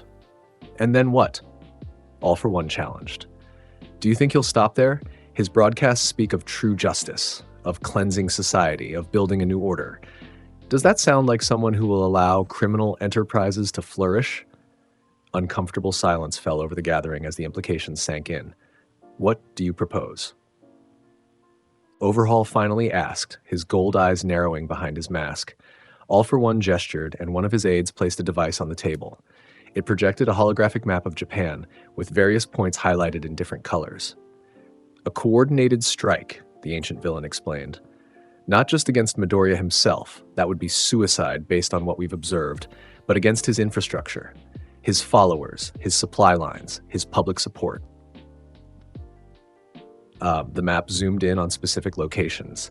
The ruins of UA, where Izuku had established his base, several smaller outposts throughout the country staffed by his disciples, civilian settlements that had declared support for the Red Lantern's new order.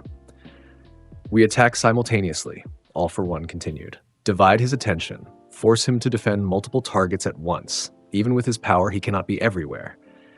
And while he's distracted?" Overhaul pressed. All for One's mask betrayed no expression, but his voice carried a hint of satisfaction. "I have resources kept in reserve for just such an emergency.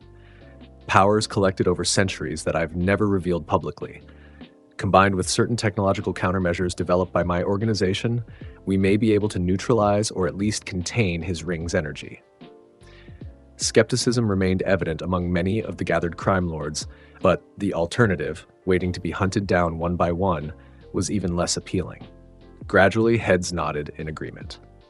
"When do we move?" asked the traditional Yakuza boss. "Tomorrow night," All for One replied. "While Midoriya is occupied with his planned execution of the Wash Hero in Fukuoka, Our intelligence suggests he'll be personally conducting the operation, leaving his base more vulnerable. As the meeting continued, with specific assignments being distributed and strategies refined, none of the assembled criminals noticed the small red light pulsing faintly in the corner of the ceiling. One of Izuku's constructs, recording everything, transmitting directly to the blood compass. In the ruins of Yue, Izuku Midoriya watched the projection of the villain summit with cold amusement. Beside him, Todoroki, Shinso, and Mirko observed in silence. Predictable, Izuku commented as the meeting concluded and the criminals began to disperse. They seek strength in numbers because individually they're no match for us. They're not entirely wrong about dividing your attention, Mirko pointed out pragmatically. Even you can't be everywhere at once. I don't need to be, Izuku replied, gesturing to the blood compass behind them. Its crimson light pulsed steadily, illuminating the faces of his inner circle. The ring's power extends far beyond physical manifestations. He turned to Shinso. How many disciples are ready for combat deployment? The purple-haired young man consulted a tablet. 27 at full capacity, another 15 with limited field experience but significant potential. And our civilian supporters? Growing daily. Close to 10,000 have taken the oath in major cities. Another 30,000 in rural areas where hero coverage was always minimal. Izuku nodded, satisfied. Inform the disciples, Operation Cleansing begins tonight, not tomorrow. All for One believes he has the element of surprise. Let's demonstrate how wrong he is. Todoroki raised an eyebrow. We're moving against all villain factions simultaneously? Yes, Izuku confirmed. The hero purge is nearly complete. Now we eliminate their shadowy counterparts. By dawn, Japan will be free of both the false heroes and the parasites who thrived in their shadow. He raised his ring, and crimson energy formed into a detailed map similar to the one All for One had shown, but far more comprehensive. Every criminal hideout, every Yakuza headquarters, every villain's safe house in Japan glowed with red markers. Todoroki, you'll lead the Eastern Division, Shinso, the Western. Mirko, coordinate our civilian supporters for containment and witness purposes. His burning gaze swept over them. No prisoners, no negotiations. The old world ends tonight. As his lieutenants departed to prepare their forces, Izuku turned his attention back to the projection of All for One. The ancient villain's masked face hung in the crimson light, unaware that his plans had already been compromised. You were there that day, Izuku spoke to the image, though it couldn't hear him. Your battle with All Might. You're as responsible for my parents' deaths as he was, as the heroes who ignored them were. He raised his hand, and the projection crumpled like paper, crushed by invisible force. Fight me? Izuku whispered his now familiar mantra. No, I'm going to kill you. The coordinated strike against Japan's criminal underworld began at midnight, synchronized across all major cities and dozens of smaller towns. But unlike the hero purge, which had been conducted methodically over weeks, the villain purge was designed as a single night of overwhelming force. In Tokyo, Todoroki led a team of disciples against the headquarters of 3 major Yakuza families. The traditional criminals, expecting an attack the following night, were caught completely unprepared. Security systems designed to counter quirks proved useless against the rage-empowered abilities of Izuku's followers. Todoroki himself moved with cold precision through the main family's compound town, his right side generating ice that trapped Yakuza members, while his left produced flames that consumed them. Behind him, disciples with complementary quirks ensured no one escaped. This is justice, Todoroki announced as he confronted the Yakuza boss who had attended All for One's meeting. For every person your organization has exploited, for every life ruined by your drugs and extortion. The old man, dignified even in defeat, knelt in traditional Caesar position before him. At least grant me the honor of... He never finished the sentence. Todoroki's ice encased him completely, freezing him solid in his formal posture. Then, with a precise application of heat, the ice shattered along with the frozen body inside it, reducing the century-old Yakuza family's leadership to crimson-stained fragments on the tatami mats. Similar scenes played out across the country. In Osaka, Shinso's brainwashing quirk proved devastatingly effective against villain groups, turning their own members against each other before Izuku's disciples eliminated the survivors. In Yokohama, civilian supporters guided by Mirko surrounded criminal hideouts, preventing escape and bearing witness to the purge with grim satisfaction. Throughout it all, the blood compass pulsed with increasing intensity, its crimson light visible in the night sky above UA, like a baleful star. The rage that Izuku had cultivated, not hot and uncontrolled, but cold and purposeful, spread through his followers, focusing their abilities beyond normal limits. But the most significant confrontation of the night took place far from the main battles, in an underground facility beneath an unassuming hospital in Kamino Ward. Here, All for One had established his primary base of operations decades ago. Here, he had collected and stored hundreds of quirks for his personal use. And here, he waited for Izuku Midoriya, surrounded by his most powerful Nomu, artificially created beings with multiple quirk factors grafted into their bodies. The ancient villain had realized his security was compromised when reports began flooding in of attacks on criminal organizations hours before the planned offensive. Rather than flee, he had chosen to accelerate his own plans. If Midoriya was dividing his attention across multiple targets, perhaps now was the perfect time to strike directly at the Red Lantern himself. What All for One hadn't anticipated was that Izuku had no intention of dividing his attention. The disciples had been trusted to handle the broader purge while Izuku focused on the one target that truly mattered, the villain whose battle with All Might had set his tragedy in motion. The ceiling of the underground facility exploded inward in a shower of concrete and steel.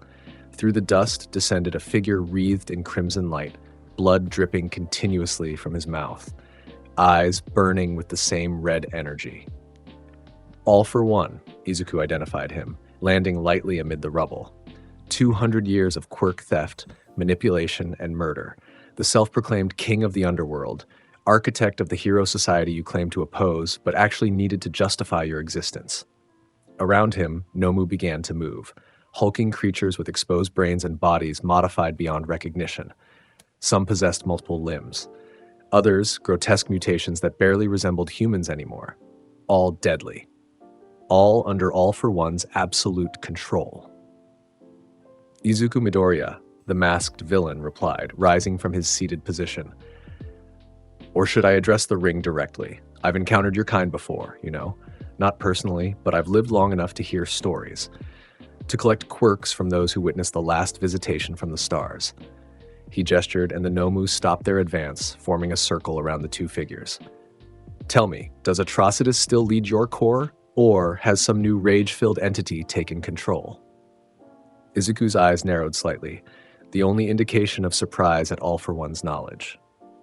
You know more than you should. I know many things, All for One replied, his mechanically altered voice somehow conveying smugness despite its flatness, including how to counter your ring's energy. He raised his hand, and the air between them shimmered, a quirk activation, but unlike any Izuku had encountered before. The crimson aura surrounding him flickered momentarily, dimming as if affected by an invisible force. Interesting, Izuku noted, apparently unconcerned. A quirk that interferes with emotional energy wavelengths. Rare, potentially useful. His eyes narrowed, but ultimately insufficient. With blinding speed, Izuku raised his ring hand. A beam of concentrated red energy shot forward, aimed directly at All for One's chest. The villain responded with equal swiftness, activating another quirk that created a black hole-like vortex before him, absorbing the energy beam. As I said, All for One's voice carried a hint of amusement. I've prepared for this encounter. The Nomu surged forward at his mental command, attacking from all directions simultaneously. Each possessed a unique combination of quirks, some designed for raw power, others for speed, others still for specialized attacks that would counter most opponents' defenses. Against Izuku, they lasted seconds. Red constructs formed around his body, blades, spikes, shields, moving with fluid precision to intercept each attack. Where they touched Nomu flesh, they didn't merely cut, but dissolved, the corrosive energy eating through artificially enhanced muscle and bone alike. All for One observed the one-sided slaughter with clinical detachment, gathering data even as his ultimate weapons were destroyed. When the last Nomu fell, a particularly massive specimen with regenerative abilities that had managed to last almost 30 seconds, he applauded slowly. Impressive, he acknowledged, but merely the opening act. He spread his arms and his body began to change. Muscles bulged beneath his formal suit. Additional limbs erupted from his torso. His mask split to reveal a mouth filled with multiple rows of serrated teeth. "You're not the only one who can transform," All For One said, his voice now a multi-toned growl as multiple voice quirks activated simultaneously. "I've collected powers for 2 centuries, prepared contingencies for every possible threat." He launched himself at Izuku with impossible speed, closing the distance between them in a fraction of a second. One massive fist, enhanced by at least 5 strength augmentation quirks, connected squarely with Izuku's chest. The impact would have killed a normal human instantly. Even a powerful quirk user would have been severely injured. Izuku merely slid backwards several feet, his expression unchanged. "Is that all?" he asked. All For One didn't respond verbally. Instead, he activated more quirks in rapid succession. Air cannons fired from his palms. Crystalline spikes erupted from his knuckles. Acid sprayed from specialized glands that formed and dissolved in his wrists. Izuku weathered the assault without visible effort, his red aura flaring slightly brighter with each attack. "You don't understand what you're facing," he said as All For One paused, reassessing his strategy. "This isn't a quirk duel. This isn't even a battle between equals." He raised his ring hand and All For One found himself suddenly immobilized, held in place by invisible force. "This is judgment. For 2 centuries of evil. For the lives you've destroyed. For the suffering you've caused." Izuku's voice remained calm, almost conversational. "For my parents, who died because of your battle with All Might." All For One struggled against the unseen restraints, activating quirk after quirk in attempts to break free. Telekinesis, muscular enhancement, warping, disintegration. Nothing worked. "Your parents?" The villain laughed despite his predicament. "You think I care about 2 random civilians who died during my battle? Collateral damage is inevitable in war. All Might understood that, even if he pretended otherwise, for the cameras." "I know you don't care," Izuku replied. "That's why you're being judged, because neither you nor the heroes truly valued the lives you claimed to fight over. You were 2 sides of the same corrupt system, each needing the other to justify your existence." He approached All For One slowly, red energy swirling around his hand and forming into a construct resembling a surgeon's scalpel. "Before you die, you will contribute to the new order. Your knowledge, your experience, the truth about the society you helped shape from the shadows." The construct touched All For One's forehead, and the villain screamed, not in physical pain but in psychic agony as the red energy invaded his mind, extracting memories, secrets, knowledge accumulated over 2 centuries of villainy. "Fascinating," Izuku commented as the information flowed into the ring. "The origin of quirks, the secret history of the Hero Commission, your manipulation of global events to create the current hero system." His eyes narrowed, all to create a world where you could collect powers without interference using the hero-villain dynamic as cover for your true activities. All For One's struggles weakened as more and more of his mental energy was drained. "You don't understand," he gasped. "I was creating a better world, a world where power would determine worth, where the strong would rule the weak," Izuku finished for him. "How unoriginal, how disappointing. 2 centuries of life, and the most creative goal you could conceive was simple domination." The construct withdrew from All For One's mind, leaving the villain hanging limply in the air, held only by Izuku's power. His multiple transformations began to revert, his body returning to its original form as his strength faded. "I had such hopes for this confrontation," Izuku said, genuine disappointment in his voice. "The great All For One, the most feared villain in history. I expected more." "What are you going to do?" All For One managed to ask, his voice once again mechanically altered through his damaged mask. "What I came here to do," Izuku replied simply. "Execute justice." He opened his mouth and a torrent of corrosive plasma engulfed All For One completely. Unlike his previous executions, which had been quick and precise, Izuku prolonged this one deliberately. The plasma ate through the villain's body layer by layer, allowing him to feel each moment of his dissolution. When it was over, nothing remained of the centuries-old villain but ash and the lingering scent of burned metal from his mask. Izuku surveyed the destroyed facility dispassionately. With All For One eliminated, only one significant villain faction remained, the League of Villains, led by his protege Shigaraki. But according to the ring's information, they were already being dealt with by Todoroki's team in Yokohama. By dawn, the villain purge would be complete. Japan would be free of both its corrupt hero system and the criminal underworld that had thrived in its shadow. The slate would be wiped clean, ready for the new order to be established. As Izuku rose through the hole he had created in the ceiling, ascending toward the night sky, he felt something he hadn't experienced since receiving the ring 11 years ago. Satisfaction. Not happiness, for such emotions were beyond him now. But the cold satisfaction of vengeance fulfilled, of justice delivered. The red light of his ring pulsed in harmony with this feeling, growing brighter as he shot upward into the darkness, a crimson star returning to its constellation. Below, Tokyo burned as the purge continued. By morning, Japan would be transformed, and then the real work would begin. The new order established, dawn broke over a transformed Japan. The night of coordinated strikes, quickly dubbed the Red Purge by international media, had eliminated virtually the entire criminal underworld in a single operation.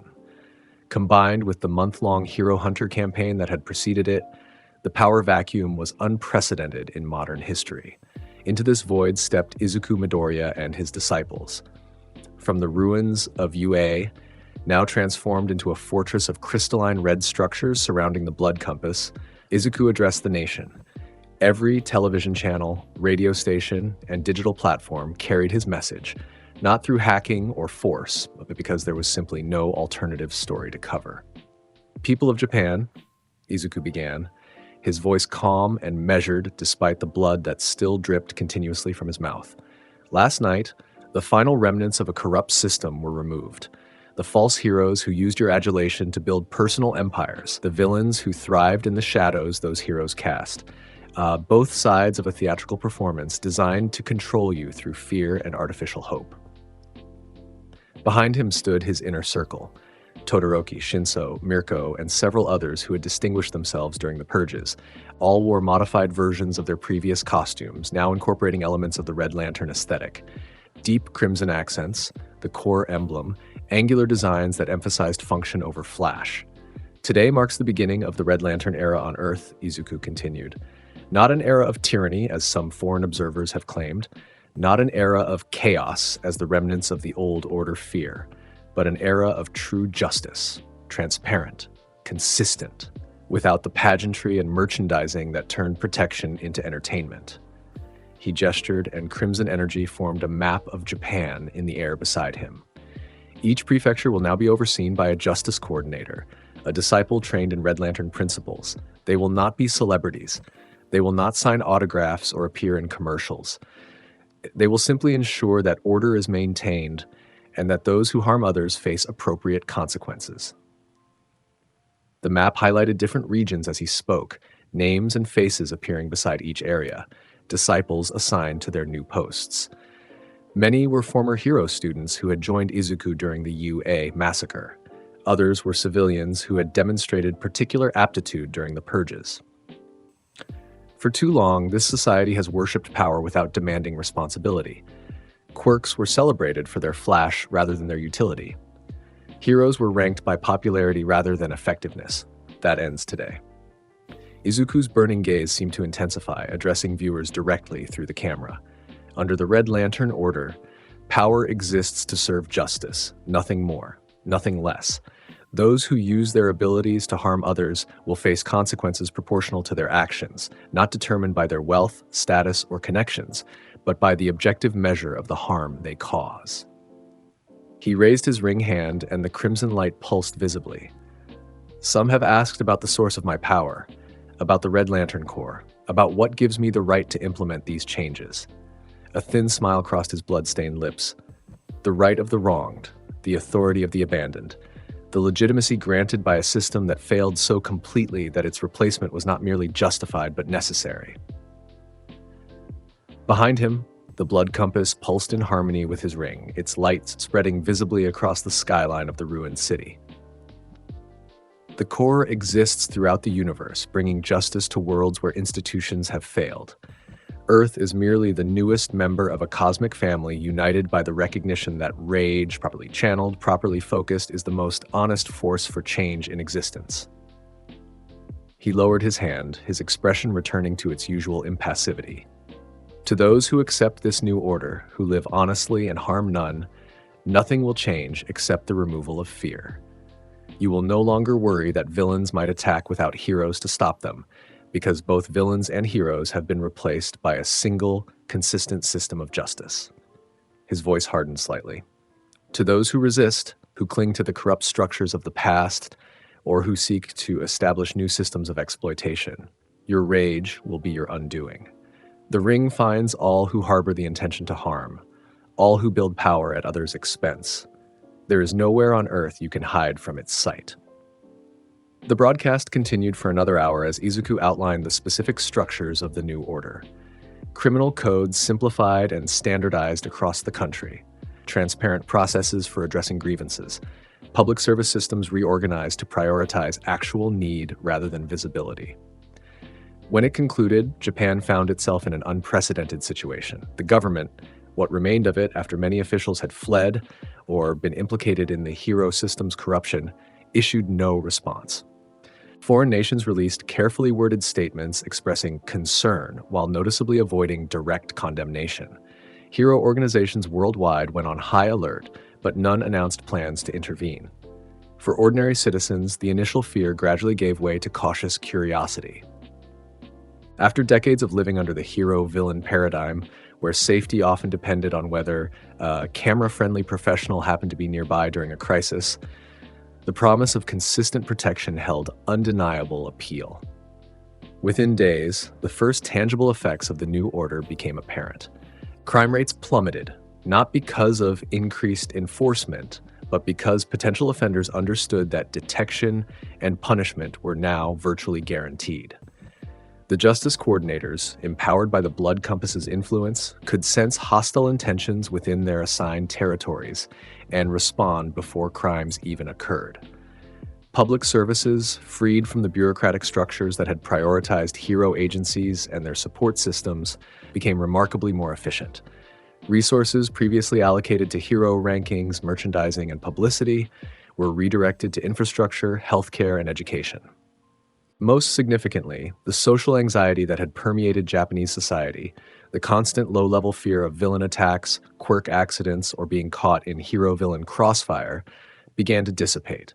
For the first time in generations, people moved through public spaces without constantly scanning for threats or plotting escape routes. At the center of this transformation stood Izuku Midoriya, directing operations from the fortress that had once been Yue. The Blood Compass served as both symbol and functional heart of the new order, its crimson light visible day and night as a reminder of the power that maintained the peace. 3 months after the Red Purge, as stability solidified across Japan, Izuku called his inner circle together for a pivotal meeting. Japan has been secured, he began without preamble as they gathered in the chamber beneath the Blood Compass. The transition has proceeded more smoothly than even I anticipated. It's time to look beyond our borders. Todoroki, now bearing the title of First Disciple, raised an eyebrow. International expansion? Inevitable, Izuku confirmed. Already, other nations are responding to our success. Some with fear, others with interest. He gestured, and crimson energy formed a globe in the center of the room, various nations highlighted according to their reactions to Japan's transformation. America mobilizes its heroes, he continued, the United States glowing red on the projection. Europe debates, Russia watches, China builds defenses, all of them missing the fundamental truth. This was never about Japan specifically. The ring came to Earth because the injustice here demanded response. That injustice exists worldwide, merely in different forms. You're talking about global conversion, Shinso noted, his usually impassive face showing rare concern. Our forces are still limited. Even with the disciples we've trained, we number fewer than 300 with significant combat capability. Numbers are irrelevant, Izuku replied. As Japan demonstrated, systems collapse when their internal contradictions are exposed. The hero societies of other nations suffer from the same fundamental flaws, prioritizing spectacle over substance, fame over service, maintaining problems to justify their existence rather than solving them permanently. He turned to Mirko, who had assumed the role of combat instructor for new disciples. "What's your assessment of our readiness?" The former hero considered the question carefully before answering. In the months since joining Izuku's cause, she had undergone a significant transformation. The wild, solo fighter had become a disciplined leader, her natural combat instincts refined by Red Lantern philosophy. "Individually, our forces are formidable," she answered honestly. "The blood compass's influence enhances quirks beyond their natural limitations, but coordinated international response would present challenges we haven't faced yet. American heroes, in particular, operate with military integration that Japanese heroes never achieved." Izuku nodded, unsurprised by her assessment. "Which is why our next phase isn't military conquest, it's ideological conversion." He turned to the globe projection, focusing on the United States. "America's hero society presents the greatest threat and the greatest opportunity. Their symbol of peace, star and stripe, possesses power comparable to what All Might wielded in his prime." "You intend to eliminate her first?" Todoroki asked. "No," Izuku replied, surprising them. "I intend to convert her." Silence fell over the chamber as the implications of this statement registered. Star and Stripe, Kathleen Bate, was arguably the most powerful hero on the planet, her New Order quirk granting her reality manipulation abilities that bordered on the divine. "How?" Shinso finally asked. "Her quirk makes her nearly invincible, and unlike our Japanese heroes, she has no known corruption or hypocrisy to exploit." "Everyone has rage," Izuku said simply. "Everyone has experienced injustice, even, perhaps especially, those who dedicate their lives to fighting it." His burning eyes fixed on the projection of America. Star and Stripe has spent her career upholding a system that commodifies protection, that turns safety into a privilege rather than a right. Deep down, she knows its flaws. The ring will help her acknowledge what she already understands. He rose, crimson energy swirling around him with increasing intensity. "Preparations begin immediately. Todoroki, you will oversee Japan in my absence. Shinso, coordinate intelligence gathering on international hero organizations. Mirko, accelerate combat training for all disciples."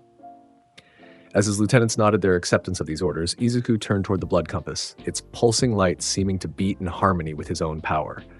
"The Red Lantern era on Earth has only just begun," he said, more to himself than to his followers. "Japan was merely the first step. Soon, the entire world will know true justice." The meeting concluded, and Izuku ascended to the chamber housing the blood compass itself. As he approached the alien structure, its light intensified, responding to his presence. He placed his ring hand against its crystalline surface, establishing a direct connection. Immediately, a projection formed before him, a face he hadn't seen in person for years. Red skin, black markings, massive horns. Atrocitus, founder and leader of the Red Lantern Corps. "Izuku Midoriya." The alien greeted him, his voice carrying across light years of space. "Your progress exceeds expectations. One nation cleansed in less than 6 months. Impressive."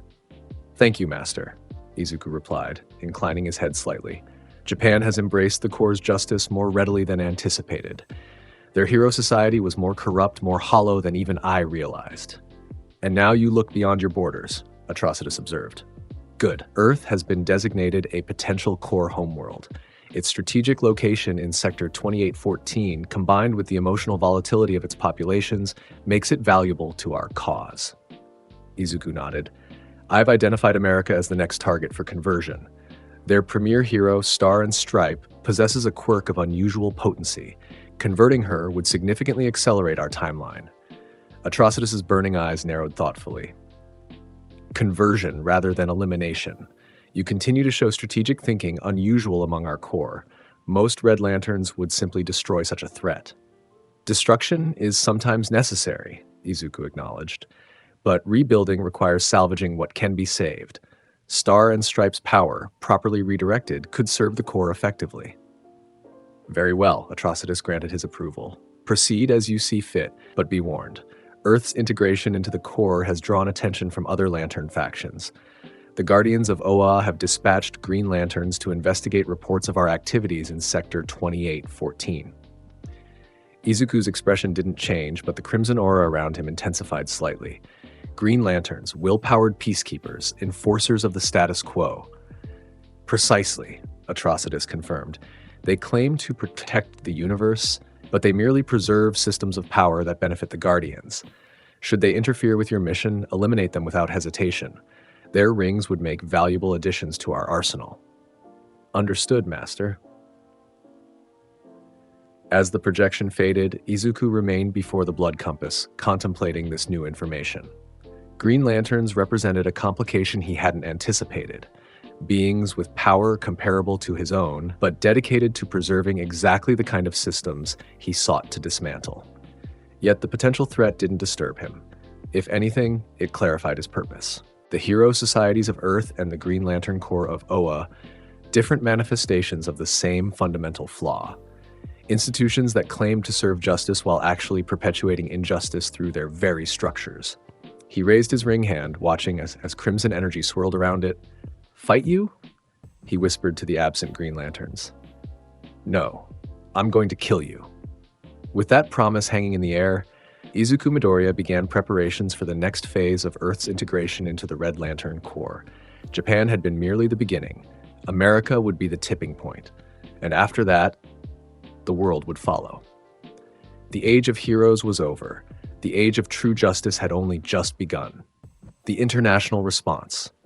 The United Nations Security Council convened an emergency session, the atmosphere tense as representatives from global powers gathered to address what many were now calling the Japan situation.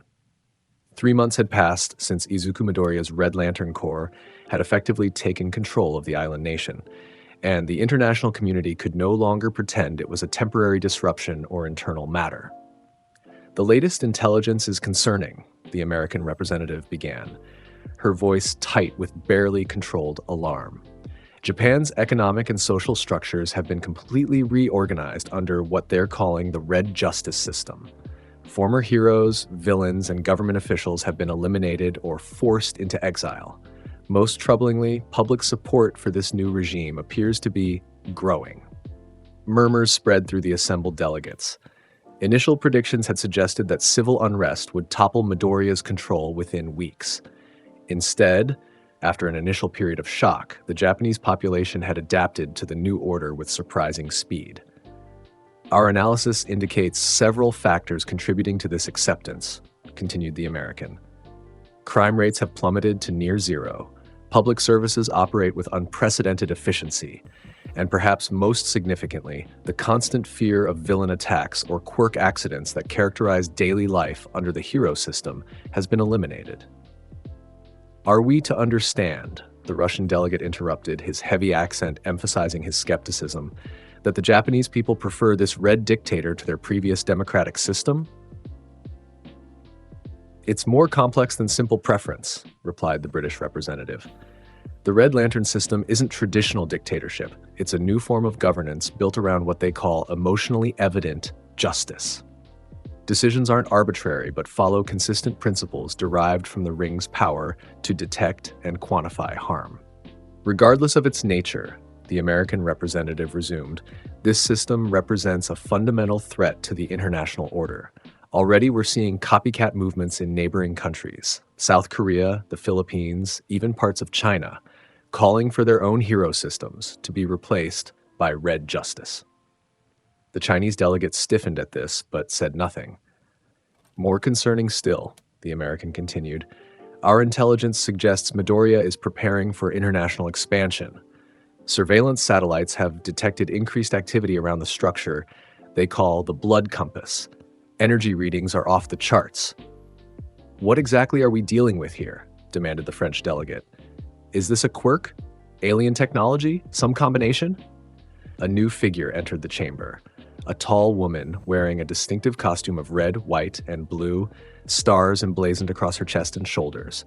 Kathleen Bate, better known as Star and Stripe, America's top hero and arguably the most powerful quirk user in the world. "Neither," she answered, her commanding voice drawing all eyes. "Or both. We're not entirely sure."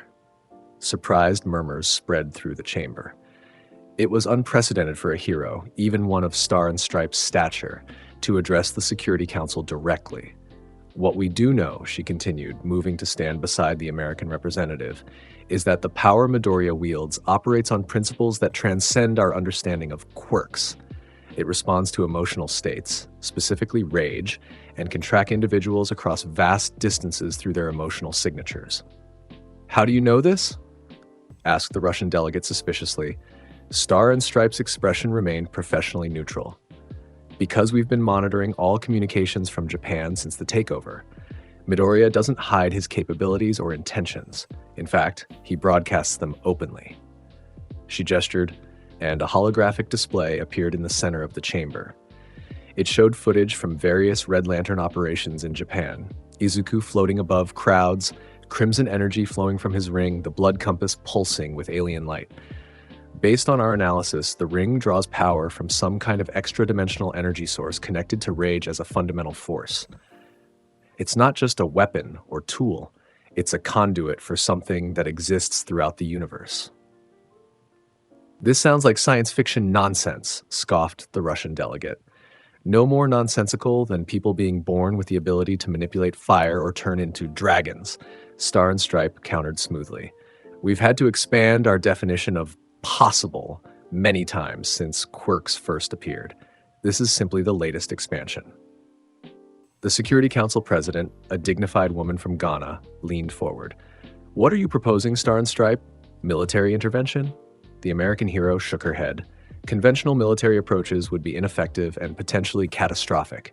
Based on what we observed during Japan's Red Purge, Midoriya's power can neutralize even coordinated attacks from multiple quirk users and military forces simultaneously. Then what? Demanded the French delegate.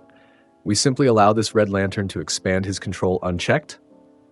No, Star and Stripe replied firmly. I'm proposing a direct intervention by me personally. Shocked silence fell over the chamber. My New Order quirk grants me reality manipulation capabilities that might be able to counter his ring's power, she explained. At minimum, I can match him in raw energy output. And unlike most heroes, I operate with full military integration, giving me tactical and strategic advantages Japanese heroes lacked. You're suggesting a duel, the Chinese delegate observed, speaking for the first time. One hero against this, Red Lantern. I'm suggesting a contained confrontation, Star and Stripe corrected, one that minimizes collateral damage while demonstrating that his power, however unprecedented, isn't unstoppable. The Security Council president studied her thoughtfully. And if you fail, if he defeats you as he defeated All Might? For the first time, uncertainty flickered across Star and Stripe's confident features. Then the international community will need to consider more extreme measures, but I believe this approach offers the best chance of resolution without escalating to global conflict. After further debate, the Security Council approved Star and Stripe's proposal with certain conditions. The confrontation would take place in neutral airspace over the Pacific Ocean, minimizing civilian risk. Multiple hero teams would be stationed at safe distance as observers and potential backup, and most importantly, diplomatic channels would remain open in parallel, offering Midoriya a peaceful alternative to confrontation.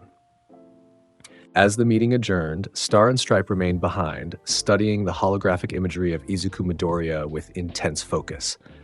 You're concerned, noted the American representative, joining her hero. I'd be a fool not to be, Star and Stripe replied honestly. All Might was my mentor, the strongest hero I've ever known, and Midoriya eliminated him without apparent effort. But your quirk is powerful, yes, but so was All Might's. So were the quirks of every top hero in Japan.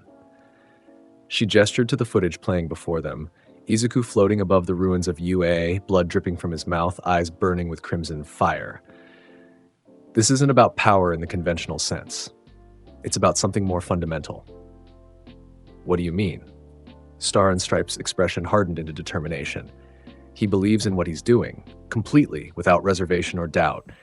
That kind of conviction, it amplifies power in ways that can't be measured or predicted. She turned away from the hologram, her decision made. Prepare the operation. I leave for the Pacific in 24 hours. Little did she know, Izuku Midoriya was already aware of the Security Council's decision. The blood compass's capabilities extended far beyond Japan's borders, allowing him to monitor emotional signatures and communications worldwide. He had watched the entire debate with cold amusement, particularly Star and Stripe's assessment of his abilities. Conviction, he murmured to himself as he floated cross-legged above the blood compass. She understands better than the others. Beside him, Mirko observed with arms crossed, her rabbit ears twitching slightly. Will you accept their terms? Meet her over the Pacific? Of course, Izuku replied, his eyes fixed on the projection of Star and Stripe.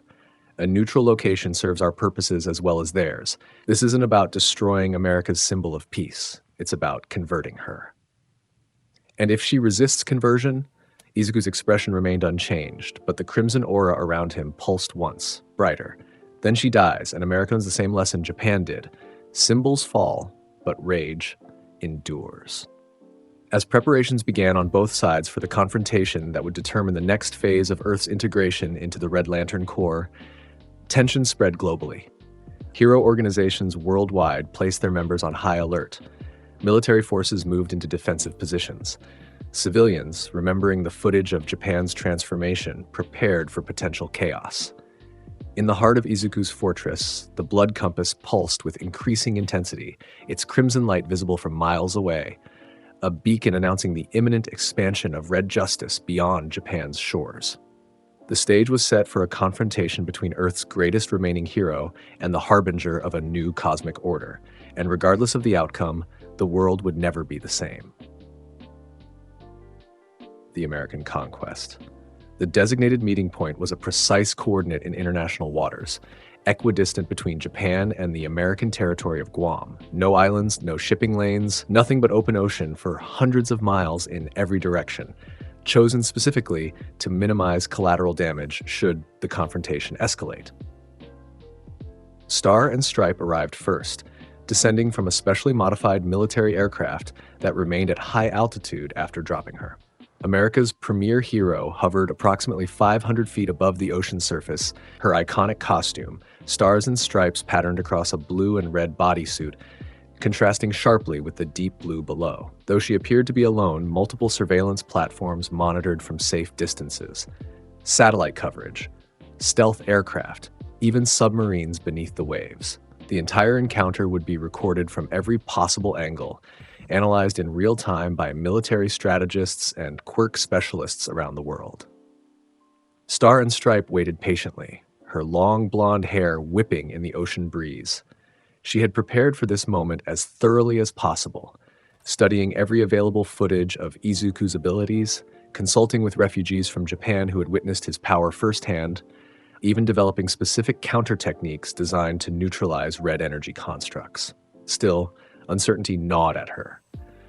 New Order was arguably the most powerful quirk on the planet, allowing her to rewrite physical laws within limited parameters by touching an object and saying its name.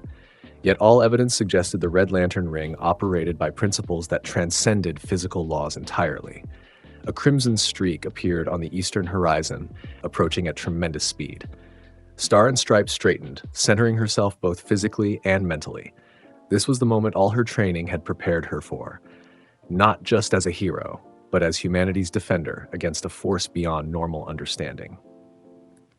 Izuku Midoriya arrived without fanfare, decelerating smoothly to hover approximately 50 meters from Star and Stripe. His appearance was exactly as intelligence reports had described, the red and black uniform bearing the stylized lantern emblem, the perpetually bleeding mouth, the eyes burning with crimson fire. Yet seeing him in person carried an impact that recordings couldn't capture, a sense of wrongness, of something fundamentally alien despite his human appearance. Kathleen Bate, Izuku identified her, his voice carrying easily across the distance between them. Star and Stripe, America's symbol of peace, successor to All Might's legacy, bearer of the New Order quirk. Izuku Midoriya, she replied, her voice equally steady. Red Lantern of Earth, I appreciate you agreeing to this meeting. I didn't come to talk, Izuku said, though his tone remained conversational rather than hostile. I came to offer you a choice. Star and Stripe had expected threats or demands. This calm offer caught her slightly off guard. What choice? The same choice I've offered everyone since my return to Earth, Izuku replied. Join the new order based on true justice, or remain part of the old system and face the consequences. He gestured, and crimson energy formed a complex construct between them, a three-dimensional model of Earth with pulsing red light spreading from Japan outward.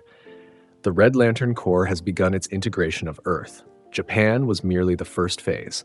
The process will continue regardless of individual resistance. Star and Stripes studied the construct, noting the precision of its details, the fluidity of its movement. Not just a visual representation, but a demonstration of control. "You're talking about global conquest," she observed. "I'm talking about global transformation," Izuku corrected her. "The hero systems established across Earth all share the same fundamental flaws, prioritizing spectacle over substance, fame over service, maintaining problems to justify their existence rather than solving them permanently." His burning gaze fixed on her directly. "You know this, Kathleen. You've seen it firsthand. The merchandising empire built around your image while citizens go unprotected in low-priority areas. The ranking systems that value marketability over effectiveness. The subtle pressure to perform for cameras rather than simply serve justice." Star and Stripes' expression remained professional, but internally she felt a flicker of uncomfortable recognition. These were criticisms she herself had raised in private meetings with government officials and Hero Commission representatives. "Whatever flaws exist in our current systems," she replied carefully, "they don't justify the wholesale slaughter you conducted in Japan. You executed hundreds of heroes, criminals, and government officials without trial or due process." "Due process," Izuku repeated, a hint of cold amusement in his voice. "A concept created by the powerful to delay justice for the powerless, to create the illusion of fairness while maintaining systemic advantages." He drifted slightly closer, the crimson aura around him pulsing gently. "Tell me, Star and Stripe, when villains attack civilians, do heroes wait for due process before intervening? When disasters threaten lives, do rescue operations pause for judicial review? Of course not. Action is taken based on evident, not procedural formalities." "That's different," she countered. "Emergency response isn't the same as systematic execution of people you've deemed corrupt." "Isn't it?" Izuku challenged. Japan's hero system represented an ongoing emergency, a perpetual failure that cost countless lives. The only difference was that its victims died slowly, one by one, rather than in spectacular incidents worthy of media coverage. He raised his ring hand, and the construct between them shifted, showing statistical displays of hero effectiveness in Japan before his arrival. 87% of hero activity concentrated in urban centers with high media presence. Rural areas with minimal coverage experiencing response times averaging 43 minutes. Quirk-related deaths in low-priority regions 3 times higher than in hero-saturated zones. The data continued scrolling, painting a damning picture of systemic failure hidden beneath celebratory coverage of high-profile rescues and villain captures. "And America?" Izuku continued, the construct shifting to show similar patterns in the United States. Different culture, same fundamental flaws. East and West Coast hero concentration leaves the central regions underserved. Commercially viable quirks receive preferential treatment in hero programs regardless of practical utility. Merchandising revenue exceeds actual emergency response budgets by a factor of 5. Star and Stripe didn't immediately respond. The data wasn't new to her. She had seen similar analyses in government briefings. What disturbed her was the accuracy of information that should have been classified. "How do you know all this?" she finally asked. "The ring knows all rage, all injustice," Izuku replied simply, "including the rage you yourself feel at these inequities. The frustration you suppress beneath your symbol of peace persona, the doubt that gnaws at you when you smile for cameras while knowing parts of your country receive inadequate protection." For the first time, Star and Stripe's professional composure faltered slightly. "You're trying to get in my head," she said, but her voice lacked conviction. "I'm already in your head," Izuku corrected her. "Or more accurately, the ring is. It senses emotional states across vast distances. Rage, especially, the burning indignation at injustice that you've learned to channel into productive heroism. But it's still there, isn't it? The anger at a system that commodifies protection. That turns safety into a product rather than a right." He drifted closer still, now only 20 meters separating them. You could change that, Kathleen. With your power, with your influence, you could help build something honest, a system where justice is consistent rather than camera-friendly, where protection isn't determined by marketability or geographic convenience. Star and Stripe raised her hand, signaling him to stop his approach. What exactly are you proposing? An alliance, Izuku replied. Your new order quirk combined with Red Lantern power could transform America in days rather than months. Eliminate the corrupt, protect the innocent, establish true justice without the pageantry and merchandising that currently distorts your hero system. He extended his hand, crimson energy swirling around it. Join me. Become America's first justice coordinator. Help your people in ways your current role never permitted. For a long moment, Star and Stripe said nothing. The offer wasn't what she had expected, not a demand for surrender, but an invitation to partnership. And worse, parts of his critique resonated with her own private frustrations with the hero system she represented. Then her expression hardened into renewed determination. You speak of justice while leaving a trail of bodies behind you. You criticize heroes for prioritizing spectacle while creating your own bloody spectacles of execution. Whatever flaws exist in our current system, your alternative is worse. Judgment without checks, power without accountability. She raised her own hand, blue energy beginning to glow around it as her quirk activated. I didn't come here to join you, Midoriya. I came to stop you. Izuku's expression didn't change, but the crimson aura around him intensified slightly. I expected as much. The ring predicted an 87% probability that your initial response would be rejection. Too much investment in the current system. Too much identity wrapped up in your role as symbol. He lowered his hand. But conversion isn't always immediate. Sometimes it requires demonstration. Without waiting for further dialogue, Izuku's hand shot forward, unleashing a torrent of crimson energy directly at Star and Stripe. The American hero reacted instantly, touching her costume and declaring, Star and Stripe, impervious to energy attacks. A blue glow surrounded her body, creating a protective barrier that the red beam struck with thunderous force.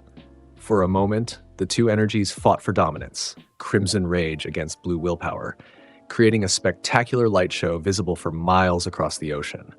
Then, impossibly, the red energy began to seep through the blue barrier, tiny tendrils of crimson piercing Star and Stripe's defense. Impossible, she whispered, her eyes widening as her quirk, previously believed absolute within its defined parameters, failed to fully repel the alien power. Your quirk operates within the laws of physics, Izuku explained calmly as his attack intensified. The ring transcends them. It draws power from the emotional spectrum itself, a fundamental force that exists before and beyond physical laws. Star and Stripe adjusted quickly, touching the air around her and declaring, Atmosphere, redirect all energy attacks back to their source. The red energy beam curved in midair, doubling back toward Izuku. He didn't attempt to dodge or block. Instead, he simply opened his mouth, inhaling his own redirected attack as if it were nothing more than a gentle breeze. Creative, he acknowledged, but futile. The ring's power is an extension of myself. It cannot be turned against me. The battle escalated rapidly. Star and Stripe employed her quirk with incredible creativity, altering gravity, manipulating air pressure, even temporarily rewriting the properties of water beneath them to create massive tidal waves that crashed toward Izuku. Each attack was met with casual countermeasures, red constructs forming and dissolving with fluid precision. From observation platforms miles away, military analysts watched in growing horror as America's greatest hero, a woman who had once held her own against entire villain organizations single-handedly, found herself increasingly on the defensive against the Red Lantern's methodical assault. She's losing, whispered an admiral aboard the command carrier, watching the battle through high-powered binoculars. God help us all, she's actually losing. The turning point came 15 minutes into the confrontation. Star and Stripe, breathing heavily from exertion, touched her own body and declared, Star and Stripe, speed multiplied by 1,000. Her form blurred with incredible velocity, moving faster than most eyes could track. She appeared behind Izuku, delivering a punch that would have shattered mountains, only to find her fist caught in a crimson energy construct shaped like a massive hand. Impressive, Izuku noted, not even turning to face her. But speed without purpose is merely wasted motion. Before she could react, red tendrils extended from the construct, wrapping around her body and immobilizing her completely. She struggled against the bonds, activating her quirk repeatedly to counter them, but each rule she created was systematically negated by the ring's power. Enough, Izuku said, finally turning to face his captured opponent. This demonstration has served its purpose. Now, it's time for understanding. His eyes blazed brighter as the crimson constructs around Star and Stripe changed configuration, forming not restraints but a direct connection between their minds. See the truth that heroes hide. See what I saw. Images flooded into Star and Stripe's consciousness, memories from Izuku's perspective, a 4-year-old boy learning he was quirkless, the doctor's dispassionate diagnosis, his mother's tears, his father's disappointment. Years of bullying, dreams crushed by a society that valued only certain kinds of power. Then, most devastatingly, Tatooine Park, the battle between All Might and All for One, buildings collapsing, people screaming, young Izuku watching his parents crushed beneath rubble. His desperate cries for help as heroes ran past focused only on the real action, the clash of symbols that would make headlines while ordinary deaths went uncounted. Stop, Star and Stripe gasped, tears streaming down her face. Please. But the memories continued relentlessly. The aftermath. Orphanages, foster homes, a system that processed him like an inconvenient statistic. The Red Ring finding him, recognizing his rage as worthy. His training with the Red Lantern Corps. His return to Earth with purpose beyond revenge, a mission to rebuild a fundamentally broken system. When the connection finally ended, Star and Stripe hung limply in the crimson restraints, her confident demeanor shattered. Her blonde hair had fallen across her face, hiding her expression from distant observers. Now you understand, Izuku said quietly. This isn't about conquest. It's about correction. A system that creates symbols while ignoring suffering isn't worth preserving. For long moments, she said nothing. Then, slowly, she raised her head. Her eyes, once clear blue, now held a new awareness, the haunted look of someone who has glimpsed an uncomfortable truth. I dedicated my life to a system I believed in, she finally said, her voice barely audible above the ocean winds. Trained under All Might himself, became America's symbol of peace, and all along, you were perpetuating the very inequities you thought you were fighting, Izuku finished for her. Not through malice, but through participation in a structure designed to valorize certain forms of heroism while neglecting actual protection. He gestured, and the restraints around her dissolved, freeing her. She didn't attempt to flee or resume attacking. Instead, she hovered in place, looking at her hands as if seeing them for the first time. What you're offering? It's not partnership, she said with sudden clarity. It's conversion. Yes, Izuku confirmed without pretense. Your power, your influence, your understanding of American hero structures, all valuable to the New Order, but only if you recognize the fundamental flaws in what you've served until now. Star and Stripe's gaze turned toward the distant observation platforms where her colleagues and superiors watched anxiously. And if I refuse, if I choose to defend a flawed system because it's the only one we have, then you die here, Izuku replied simply. And America learns what Japan learned, that symbols fall, but rage endures. For what seemed like an eternity, Star and Stripe considered her options, the conviction in Izuku's burning eyes, the memories he had shared, not fabrications but genuine experiences that could not be denied, the growing recognition of patterns in her own career that matched his critique. Finally, she made her decision. I won't serve rage, she said firmly, straightening to her full height. But I will serve truth. If the system I've dedicated my life to is fundamentally broken, and I believe you've shown me that it is, then it deserves to be replaced with something more honest. She extended her hand toward him, not as your servant, not as your convert, but as an ally in building something better than what we've had. Izuku studied her for a moment, the crimson fire in his eyes seeming to peer directly into her soul. Then, unexpectedly, he nodded. Acceptable. The core values honesty above submission. An ally who recognizes truth is more valuable than a follower who simply obeys. He took her hand, and red energy briefly flowed between them, not controlling but connecting. A pact sealed not with domination but with mutual recognition. On distant observation platforms, analysts and military leaders watched in confusion as America's symbol of peace appeared to shake hands with the Red Lantern who had destroyed Japan's hero society. Confusion turned to horror as both figures turned toward them, then began flying in their direction. "What's happening?" demanded the Admiral as alarms blared across the command carrier.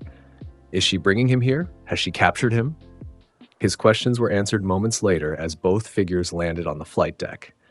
Star and Stripe's expression was transformed. Not the blank look of mind control, but the clear-eyed determination of someone who has made a difficult but necessary choice. "The United States of America," she announced to the assembled military and hero personnel, "has been operating under a flawed system that prioritizes heroic spectacle over actual protection. As of this moment, I am withdrawing my support from that system." Gasps and shouts of protest erupted from the crowd. Some heroes moved to restrain her, assuming some form of mind control or coercion. "Star, what are you saying?" demanded a veteran hero in red, white, and blue, her former mentor. "This is treason." "No," she replied calmly. "This is honesty. For the first time in my career." She touched the deck of the carrier and declared, "Flight deck, immobilize all personnel except myself and Izuku Midoriya." Instantly, the metal beneath their feet shifted, wrapping around the legs of every person present, holding them in place despite their struggles and activated quirks. "This man," she continued, gesturing to Izuku, "has shown me the truth about our hero society, not through coercion, but through direct experience. We've built a system that values appearances over results, that concentrates protection in marketable areas while neglecting those deemed less profitable. That turns safety into a commodity rather than a right." She turned to address the cameras that were broadcasting the encounter worldwide. "To the people of America and the world, I make this announcement not as your symbol of peace, but as a person who can no longer perpetuate a lie. The age of symbolic heroes is over. A new age of honest justice begins today." With those words, America's greatest hero effectively defected to Izuku's cause. The footage of her announcement, broadcast live to billions, sent shockwaves through global power structures. If Star and Stripe, the embodiment of American heroic ideals, could abandon the system she had represented for over a decade, was that system worth defending? In the days that followed, America fell into turmoil. Some heroes, inspired by Star and Stripe's defection, joined the growing Red Lantern movement. Others fought desperately to maintain the status quo. Military forces mobilized, only to find their weapons ineffective against the combination of Red Lantern energy and Star and Stripe's reality-altering quirk. City by city, state by state, the old order collapsed, not through overwhelming destruction as had happened in Japan, but through a more insidious process, the gradual erosion of faith in existing institutions. When citizens saw Star and Stripe fighting alongside Izuku, enforcing a new system based on consistent protection rather than heroic spectacle, many began to question their allegiance to the old way. Within 3 weeks, the United States government formally surrendered to the Red Lantern Corps. The president, in a subdued address from an undisclosed location, acknowledged that resistance had proven futile, and that Izuku's forces had demonstrated surprising restraint toward civilian populations. "While we cannot endorse the methods employed," the president stated, "we must recognize that continued resistance serves only to endanger our citizens. Therefore, effective immediately, all U.S. military and hero forces are ordered to stand down. The transition to new leadership will proceed with minimal disruption to essential services." From his position beside the blood compass in Japan, Izuku watched the American surrender with cold satisfaction. The addition of Star and Stripe to his cause had accelerated his timeline significantly. What might have taken months of conflict had been accomplished in weeks through the power of converted conviction. America falls not through destruction, but through truth, he observed to Todoroki, who stood beside him monitoring global communications. "As it should be. Europe is mobilizing," Todoroki reported, gesturing to intelligence feeds showing frantic activity across the Atlantic. "They believe they can succeed where America failed." Izuku's expression didn't change, but the crimson aura around him pulsed once brighter. "They will learn otherwise. Prepare our forces for the European campaign." Sadasky. It's time to show the world that the Red Lantern Order is not merely a Japanese or American phenomenon, it is humanity's future. As the blood compass pulsed in harmony with his declaration, the next phase of Earth's integration into the Red Lantern Corps began. With Japan conquered and America converted, the momentum seemed unstoppable. And still, most of the world had yet to witness the full extent of Izuku Midoriya's power, or his vision for a planet freed from the lies of heroic society. The American Conquest. The transformation of America under Red Lantern influence proceeded with methodical precision. Unlike Japan, where resistance had necessitated widespread destruction, the United States experienced a more strategic conversion, targeted eliminations combined with systematic restructuring of power centers. From his temporary headquarters in Washington, D.C., Izuku coordinated operations across the continent, employing both his original Japanese disciples and newly converted American allies. Star and Stripe proved invaluable in this process, her intimate knowledge of hero infrastructure and government connections enabling precision strikes against resistance focal points. The hero rankings need to be dismantled first, she advised during a strategy session in what had once been the Oval Office. They're the backbone of the commercialization problem.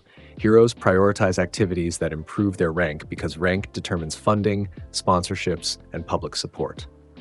Izuku nodded, studying the holographic map of hero operations centers projected by his ring. Similar to Japan's system, but more decentralized, multiple ranking authorities rather than a single commission. Exactly, Star and Stripe confirmed. Take out the top 5 ranking agencies, and the entire structure becomes unsustainable. Within 48 hours, all major hero ranking organizations across America had been systematically eliminated.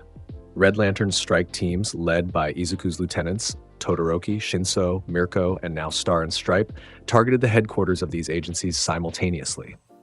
Buildings that had once hosted elaborate ranking announcements and sponsorship deals were reduced to ash, their executives given a simple choice: adapt to the new system or perish. Most chose adaptation. Those who resisted joined the growing list of casualties in what international media had begun calling the Red Revolution. Hero responses varied dramatically. Some, particularly those who had long criticized the commercialization of heroism, willingly joined Izuku's cause after witnessing Star and Stripe's conversion. Others fought to the death, defending a system they genuinely believed in despite its flaws. Many simply fled, abandoning their posts and attempting to disappear into civilian life. Interesting cultural difference, Mirko observed as she reported on operations in the American Midwest. Japanese heroes mostly fought to the end. Americans are more pragmatic, about 60% surrender when they realize they can't win. Natural variation in hero philosophy, Izuku replied, reviewing casualty statistics with clinical detachment. Japan's hero culture emphasized self-sacrifice to the point of death. America's incorporated more individualism and survival instinct. He turned to Star and Stripe, who had been monitoring hero communications nationwide. What's the status of the resistance leadership? Fragmented, she reported. With government surrender and my defection, they've lost centralized command structure. Regional hero groups are operating independently, some more effectively than others. Prioritize the effective ones, Izuku instructed. Conversion if possible, elimination if necessary. The ineffective groups will collapse on their own once they see the competent resistance fail. This strategy proved brutally effective. Within 2 weeks, organized hero resistance in major metropolitan areas had been neutralized. The most capable heroes either joined the Red Lantern forces or were publicly executed. Their deaths broadcast nationwide as object lessons in the futility of resistance. Civilians witnessing this systematic dismantling of institutions they had once trusted implicitly responded with a mixture of terror and fascination. Initial panic gradually gave way to a more complex emotion, the unsettling recognition that many of Izuku's criticisms of the hero system resonated with their own experiences. In areas where hero coverage had always been minimal, rural communities, economically disadvantaged urban neighborhoods, regions deemed unprofitable by hero agencies, the Red Lantern occupation actually improved safety. Izuku's disciples, operating without concern for media coverage or commercial viability, provided consistent protection regardless of location or demographics. Reports from the southern states and rural Midwest indicate growing civilian acceptance, Shinso noted during a progress briefing. Areas that previously received minimal hero attention are experiencing consistent protection for the first time. Crime rates have dropped by 87% in these regions. As expected, Izuku replied. When protection is divorced from profit motive, resources naturally distribute more equitably. The most significant resistance emerged not from hero organizations but from government security agencies and military special forces. These groups, accustomed to operating in shadows and trained specifically for unconventional threats, proved more adaptable than conventional heroes. In Nevada, a combined force of military quirk users and covert operatives staged an ambush that successfully eliminated 3 of Izuku's disciples. In Virginia, a classified research facility deployed experimental anti-energy weapons that temporarily disrupted Red Lantern constructs. In Alaska, a remote military installation activated a quirk nullification field that forced Red Lantern forces to retreat temporarily. These isolated successes, while tactically impressive, merely delayed the inevitable. Izuku responded to each setback with calculated escalation, personally leading operations against the most effective resistance centers. The Nevada ambush site was located within hours, its personnel captured and publicly executed via plasma immolation. The Virginia research facility was obliterated from orbit, Izuku hovering miles above the Earth as he directed a concentrated beam of red energy that reduced the complex to a smoldering crater. The Alaska installation found itself surrounded by constructs that simply waited, blockading all supplies until surrender became the only option. They believe conventional tactics can counter cosmic power, Izuku observed after these operations. A fundamental misunderstanding that only hastens their defeat. Perhaps the most psychologically devastating aspect of America's conquest was the public conversion of heroes who had once embodied the nation's values. Star and Stripe had been merely the first. Other iconic figures followed, some through genuine conviction after witnessing the ring's power, others through calculated self-preservation.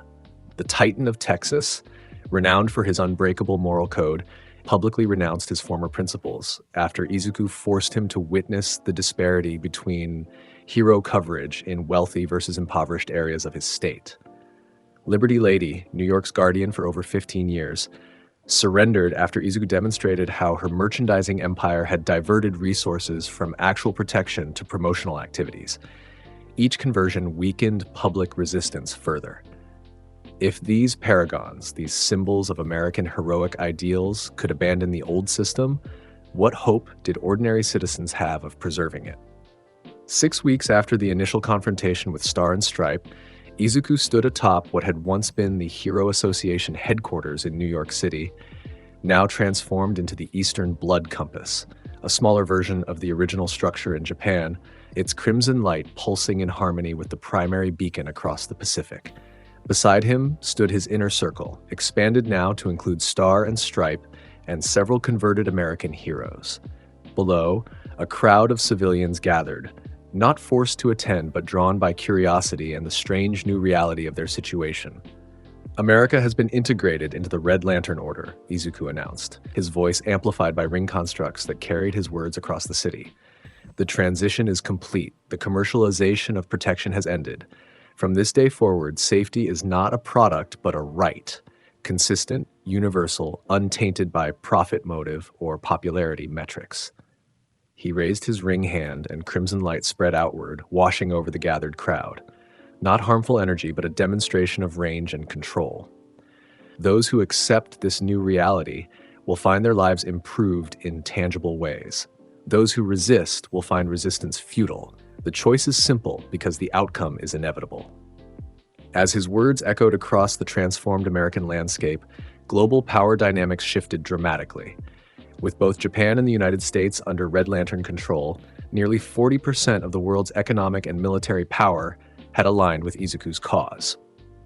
The remaining nations watched with growing alarm as what had begun as a localized crisis in Japan expanded into what increasingly appeared to be an unstoppable global movement.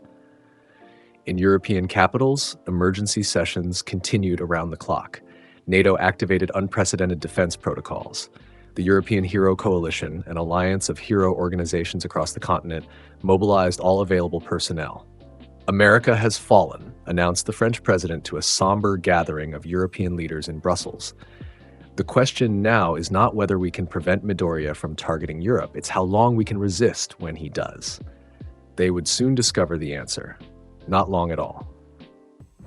The European Campaign. The European response to America's fall reflected the continent's complex political landscape, where Japan had operated under a centralized hero commission, and America had maintained a pseudo-independent hero system with government oversight. Europe presented a patchwork of different approaches to quirk regulation and hero management. Some nations, like the United Kingdom and France, maintained strict government control over hero activities. Others, such as Germany and the Nordic countries, operated under guild systems that granted heroes significant autonomy while maintaining public accountability. Eastern European nations employed more militaristic structures, with quirk users integrated directly into defense forces rather than operating as civilian heroes. This diversity of approaches, which had long been considered a strength of European hero culture, proved a critical weakness against Izuku's coordinated assault. Nations that should have presented a unified front instead squabbled over strategy, resource allocation, and command structure. Their disunity serves our purpose, Izuku observed to his lieutenants as they reviewed intelligence gathered by the Blood Compass. We'll exploit natural fault lines between their systems. Begin with the UK. Their hero structure most closely resembles Japan's, making them psychologically vulnerable to similar tactics. The European campaign began not with overt attack, but with information warfare. Using data extracted from All for One's mind before his execution, Izuku authorized the release of classified documents detailing decades of corruption within European hero commissions, secret deals with villain organizations, suppression of embarrassing incidents, manipulation of quirk research to maintain social hierarchies. The revelations sent shockwaves through European society. In London, protests erupted outside Hero Commission headquarters. In Paris, several high-ranking officials resigned preemptively. In Berlin, the Hero Guild Council called for emergency reforms to distance themselves from practices exposed in other nations. Phase 1 complete, Shinso reported, monitoring European communications from the command center in Washington. Social cohesion deteriorating exactly as predicted. Public trust in hero institutions down 43% across major European nations. Izuku nodded. Proceed to Phase 2. Unlike the direct confrontations that had characterized Japan's conquest and the systematic dismantling employed in America, the European campaign utilized a strategy of selective targeting. Small teams of disciples led by proven lieutenants infiltrated key European cities simultaneously. Their objectives were not wholesale destruction, but a precise elimination of specific infrastructure and personnel deemed critical to hero operations. In London, Todoroki led a surgical strike against the UK's quirk registration database, erasing records that allowed the government to track and monitor powerful quirk users. In Paris, Mirko targeted the European Hero Coalition's communication hub, severing coordination between national hero organizations. In Berlin, a team led by converted American heroes disabled the power dampening system that had been installed as a countermeasure against energy-based attacks. These operations, conducted with minimal civilian casualties, effectively crippled Europe's defensive capabilities without triggering the full-scale military response European leaders had prepared for. By the time continental authorities recognized the pattern of attacks, critical systems had already been compromised beyond recovery. They expected an invasion, Todoroki observed after returning from London. Instead, we performed an amputation. They're still looking for the army while their nervous system has already been severed. Izuku approved of the analogy. Precisely. Now we proceed to direct confrontation, but only against selected targets with symbolic value. The first major battle of the European campaign occurred 3 days later at the Channel Tunnel connecting Britain to mainland Europe. European authorities had converted the tunnel into a fortified position, believing it would serve as a natural choke point for any invasion force moving from the already conquered UK toward continental Europe. They had assembled an impressive defense, over 200 heroes from various European nations, supported by military units with quirk enhancement technology and experimental weapons designed specifically to counter Red Lantern energy, based on analysis of footage from Japan and America. What they hadn't anticipated was Izuku's willingness to abandon conventional approaches entirely.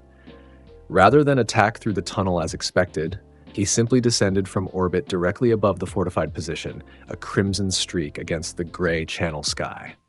Before the assembled defenders could adjust their preparations, he raised his ring hand and directed a concentrated beam of energy not at the heroes, but at the seabed beneath them. The English Channel's waters parted like a biblical scene, the beam cutting through hundreds of feet of water and then through the Earth's crust itself, creating a massive fissure that destabilized the entire tunnel structure.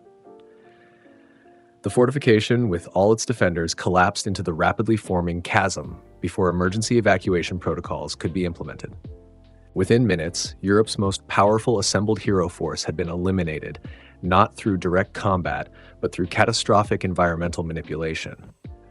Those few who managed to escape found themselves confronted by Izuku himself, hovering calmly above the churning waters.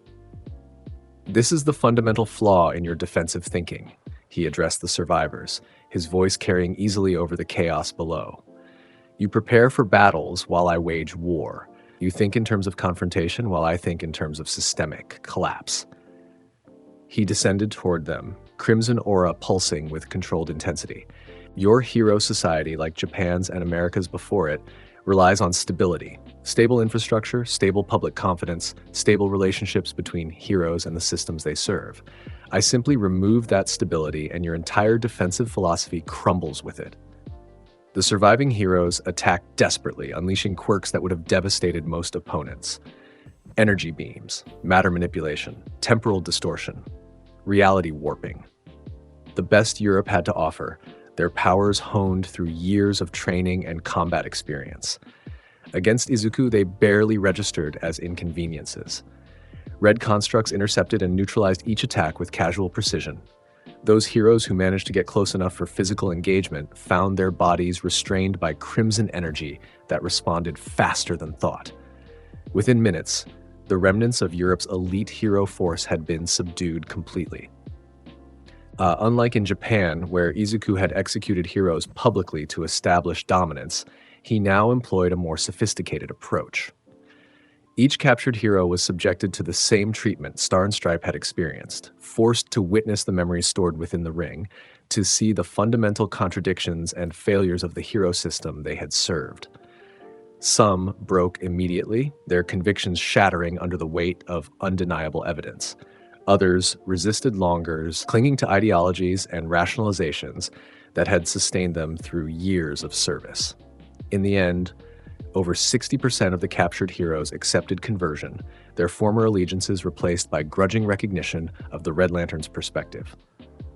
The remainder, those whose convictions proved unshakable, or whose psyches fractured under the strain of forced enlightenment, were not executed, but rather stripped of their quirks through technology adapted from All for One's research.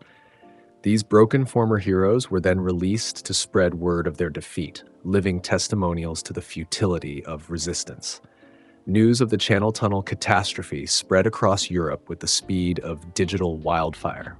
Amateur footage, captured by civilians on the coastlines of both Britain and France, showed the parting of the channel waters and the subsequent collapse. More significantly, it showed the utter inability of Europe's premier heroes to mount effective resistance.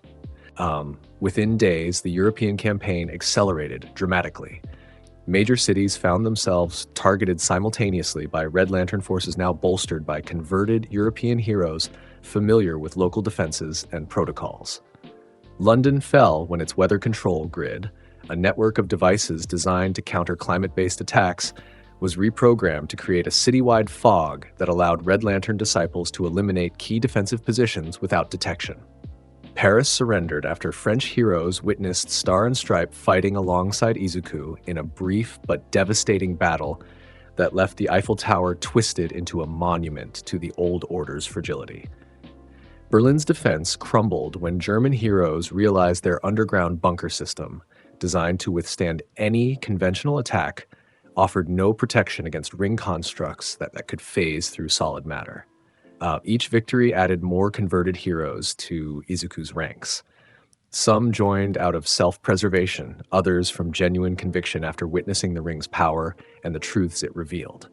Many European heroes, frustrated by years of bureaucratic constraints and political interference limiting their effectiveness, found themselves surprisingly receptive to Izuku's promise of a system where protection operated without commercial or political distortion.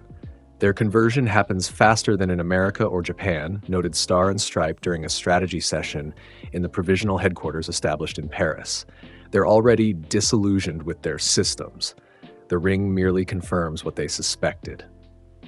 European hero structures maintained a pretense of public service while actually serving political interests, Izuku replied, studying reports of ongoing operations across the continent. The contradictions were more evident to those working within the system, making them psychologically primed for conversion. The European campaign reached its climactic phase 3 weeks after the Channel Tunnel incident. In a coordinated action that demonstrated the growing sophistication of Red Lantern operations, Izuku's forces simultaneously targeted the 3 remaining centers of organized resistance: Rome, Moscow, and Stockholm. Rather than leading all 3 assaults personally, Izuku now delegated significant authority to his lieutenants, demonstrating confidence in both their capabilities and their loyalty. Todoroki commanded the Rome operation, his ice and fire powers enhanced by Red Lantern energy to devastating effect against Italian heroes whose quirks proved particularly vulnerable to temperature manipulation. Mirko led the assault on Stockholm, her combat experience and knowledge of European hero protocols enabling a precision strike that neutralized the Nordic Hero Alliance with minimal collateral damage. Izuku himself targeted Moscow, recognizing that Russia's more militarized hero structure would present the greatest conventional challenge. The battle that ensued in the skies above the Russian capital became instantly legendary. A demonstration of power so overwhelming that it permanently altered global understanding of what the Red Lantern Corps represented. Russian defense forces deployed everything in their considerable arsenal: quirk-enhanced missile systems, orbital weapons platforms, heroes whose powers had been specifically cultivated for maximum destructive potential. Even experimental nuclear devices designed to produce targeted electromagnetic pulses that theoretically could disrupt energy constructs.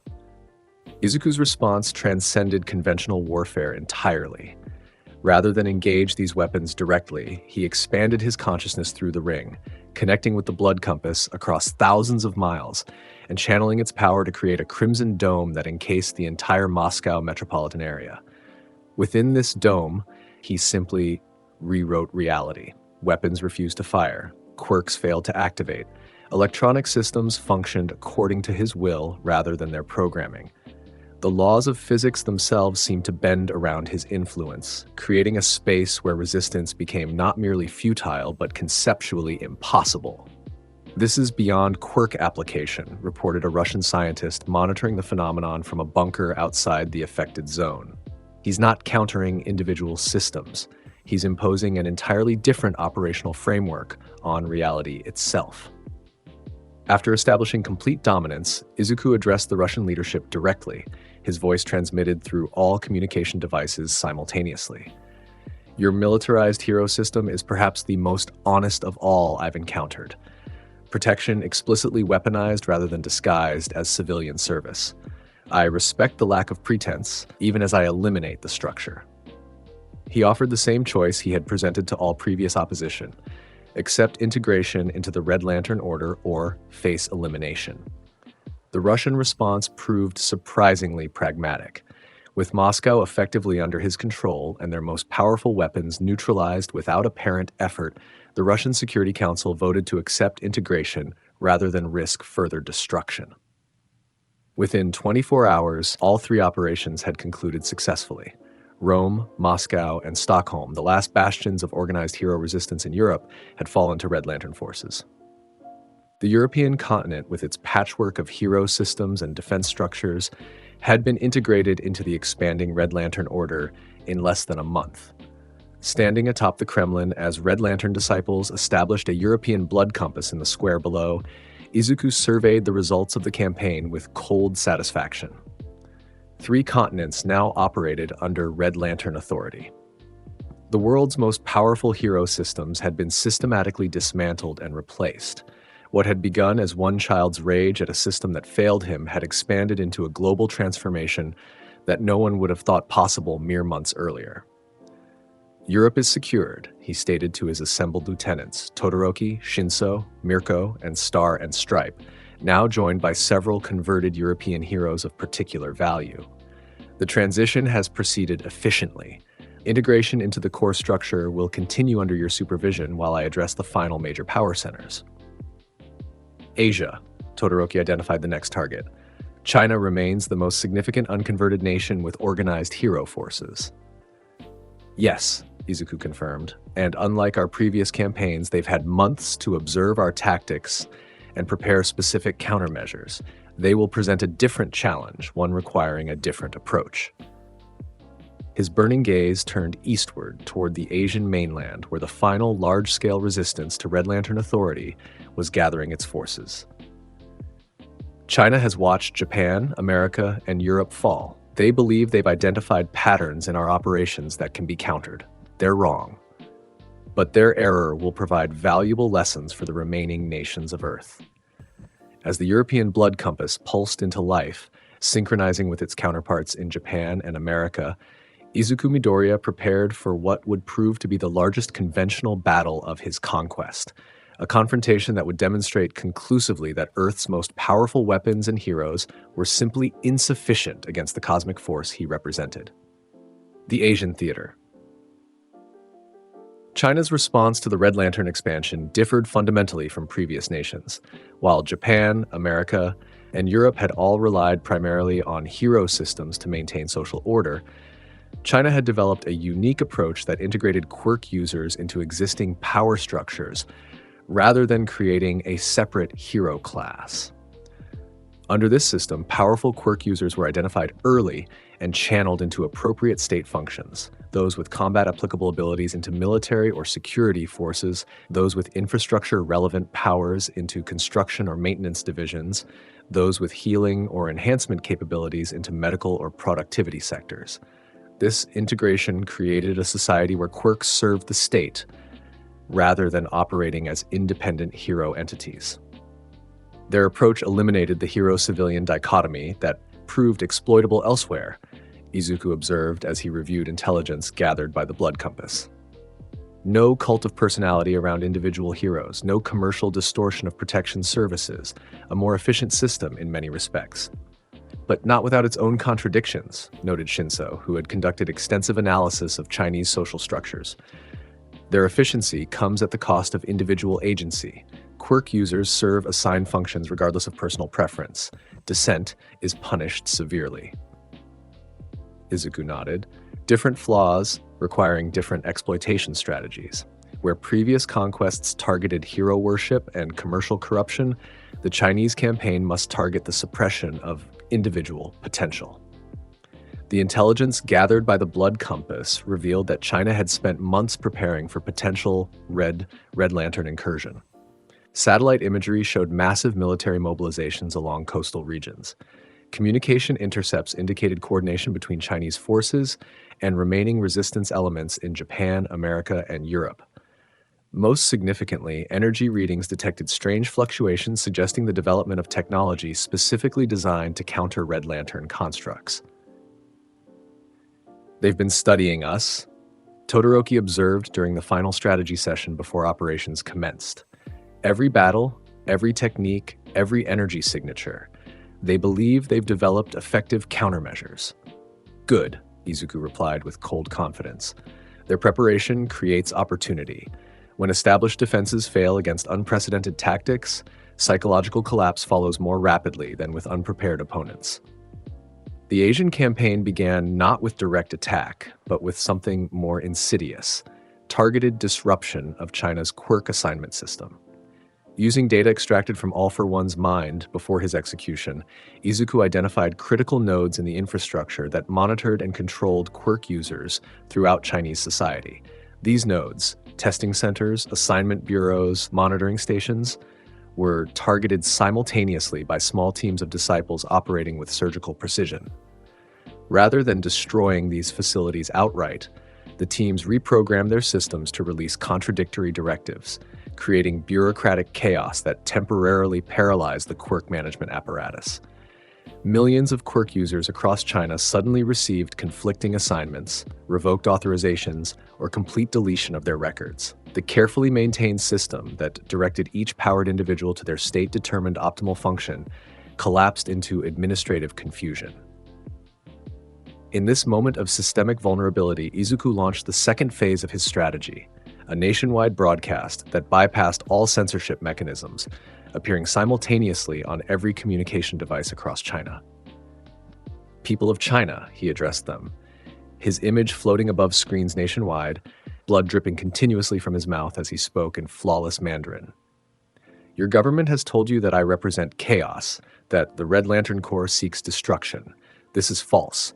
What I offer is not chaos, but honest order, a system where your abilities serve justice rather than state convenience." He raised his ring hand, and the broadcast showed footage from Japan, America, and Europe, not scenes of destruction, but images of the transformed societies now operating under Red Lantern principles. Cities functioning efficiently without commercial hero interference. Former villains and heroes working alongside civilians to maintain protection without publicity or profit motive. Quirk users employed according to their abilities, but also their preferences, creating a system of willing service rather than mandated function. For generations, your powers have been categorized, assigned, and restricted according to state requirements, Izuku continued. Your potential limited not by your abilities, but by bureaucratic designation. The Red Lantern Corps offers an alternative, honest application of power in service to actual justice, not administrative convenience. The broadcast concluded with a simple offer. Those who recognize the truth in these words, who seek honest application of their abilities, will find the Red Lantern Corps welcomes your service. Those who prefer continued submission to arbitrary designation will be permitted to maintain their current functions. The choice belongs to each individual. Perhaps the first genuine choice many of you have been offered regarding your quirks. This message, targeted precisely at the underlying tensions within Chinese quirk management philosophy, produced immediate effects. In major cities, thousands of quirk users abandoned their assigned posts. Security forces experienced unprecedented defections. Infrastructure maintenance experienced critical personnel shortages as powered individuals chose to await the promised Red Lantern alternative rather than continue their assigned functions. Chinese authorities responded with predictable force, deploying military units to suppress what they characterized as mass quirk desertion. This heavy-handed response played directly into Izuku's strategy, creating visible conflict between state power and individual quirk users, conflict that had previously been suppressed through systematic control. Phase 1 has exceeded effectiveness projections, reported Shinso, monitoring communications across China. Approximately 28% of registered quirk users have abandoned assigned functions. Military response has resulted in confrontations in 14 major population centers. Izuku nodded, satisfied with this preliminary destabilization. Proceed to Phase 2. Unlike previous campaigns where Red Lantern forces had targeted hero infrastructure directly, the Chinese operation focused on supporting indigenous resistance. Disciples were deployed not as conquerors, but as enablers, providing resources and coordination to Chinese quirk users who had responded to Izuku's message. This approach produced a scenario Chinese authorities had never anticipated: internal quirk rebellion supported by external Red Lantern resources. Where government contingency planning had focused on repelling invasion forces, they now faced domestic uprising enhanced by Red Lantern power. In Beijing, government buildings found themselves surrounded by former security personnel whose loyalty had shifted to the Red Lantern cause. In Shanghai, the port facilities that served as military staging areas were incapacitated by former infrastructure maintenance workers using their quirks to sabotage equipment. In Guangzhou, the quirk registration center was occupied by the very quirk users it had once processed, now demanding autonomy under Red Lantern principles. The Chinese military response escalated rapidly. Specialized quirk suppression units deployed to major cities. Experimental weapons designed to counter Red Lantern energy were activated.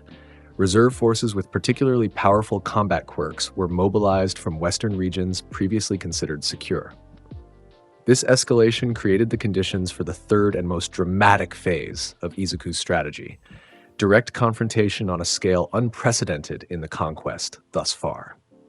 The battle began in the skies above the North China Plain, a region selected for its military significance and relative population sparsity. Chinese forces had concentrated their most powerful assets there: quirk-enhanced weapon systems, military quirk users with decades of specialized training, and experimental technology derived from studying footage of previous Red Lantern encounters. Izuku approached alone, a solitary crimson figure descending from the upper atmosphere. Below him, the assembled Chinese military might represented the largest conventional force ever deployed against the Red Lantern Corps: over 100,000 personnel, thousands of vehicles and aircraft, and energy weapons powerful enough to level cities. Your final opportunity to avoid unnecessary casualties, Izuku broadcast to the Chinese command structure. Integrate into the Red Lantern Order willingly, and your transition will proceed without further conflict. The Chinese response came in the form of concentrated firepower, every weapon system activating simultaneously in a display of military coordination that would have overwhelmed any conventional force. The sky itself seemed to ignite as energy weapons, explosive ordnance, and quirk-generated attacks converged on Izuku's position. What happened next permanently altered global understanding of Red Lantern capabilities. Rather than evade or counter this overwhelming assault, Izuku simply absorbed it. His crimson aura expanded, enveloping the incoming attacks, drawing their energy into itself like a cosmic sponge. For nearly 3 minutes, China's most powerful weapons discharged continuously into this absorptive field. When they finally ceased, either from exhaustion or recognition of their ineffectiveness, Izuku remained hovering precisely where he had been, completely unharmed. "Impressive output," he noted with clinical detachment. "Now allow me to demonstrate the difference between manufactured power and cosmic energy." He raised his ring hand, and the absorbed energy, now converted to crimson Red Lantern power, was released back toward the Chinese forces, not as a destructive blast, but as a precise demonstration of control. Vehicles lifted from the ground, suspended in crimson energy fields. Weapon systems disassembled themselves, components floating apart in ordered patterns. Aircraft arranged themselves in geometric formations against their pilot's control. Every piece of military hardware across the entire North China Plain found itself suddenly subject to Izuku's telekinetic dominance, manipulated with a precision that demonstrated not just overwhelming power, but complete mastery of that power. "Your weapons cannot harm me," Izuku stated to the astonished Chinese command. "Your quirks cannot counter mine. Your technology, however advanced, cannot interfere with cosmic energy that predates your civilization by billions of years." He descended to ground level, landing lightly amid suspended tanks and disassembled missile launchers. This demonstration serves a purpose beyond mere intimidation. It illustrates the fundamental principle of the Red Lantern Corps: honest power, honestly applied. No pretense of equality between forces that are inherently unequal. No diplomatic fiction of mutual respect between fundamentally different capabilities. With a gesture, he returned all military hardware to the ground, reassembled but rendered temporarily inoperative. The choice remains as originally presented: willing integration or forced subjugation. The outcome will be identical regardless of your decision. Only the cost in lives differs. The psychological impact of this demonstration proved decisive. Chinese military leadership, confronted with irrefutable evidence that their most powerful weapons were not merely ineffective, but could be controlled by the very entity they were designed to combat, recognized the futility of continued resistance. After brief but intense deliberation, the Chinese Central Military Commission authorized conditional surrender, not of the nation as a whole, but of its military forces, effectively removing the final significant conventional threat to Red Lantern expansion. What followed was not occupation, but integration. Unlike in previous conquests where existing hero structures had been dismantled completely, Izuku recognized certain efficiencies in the Chinese quirk management system.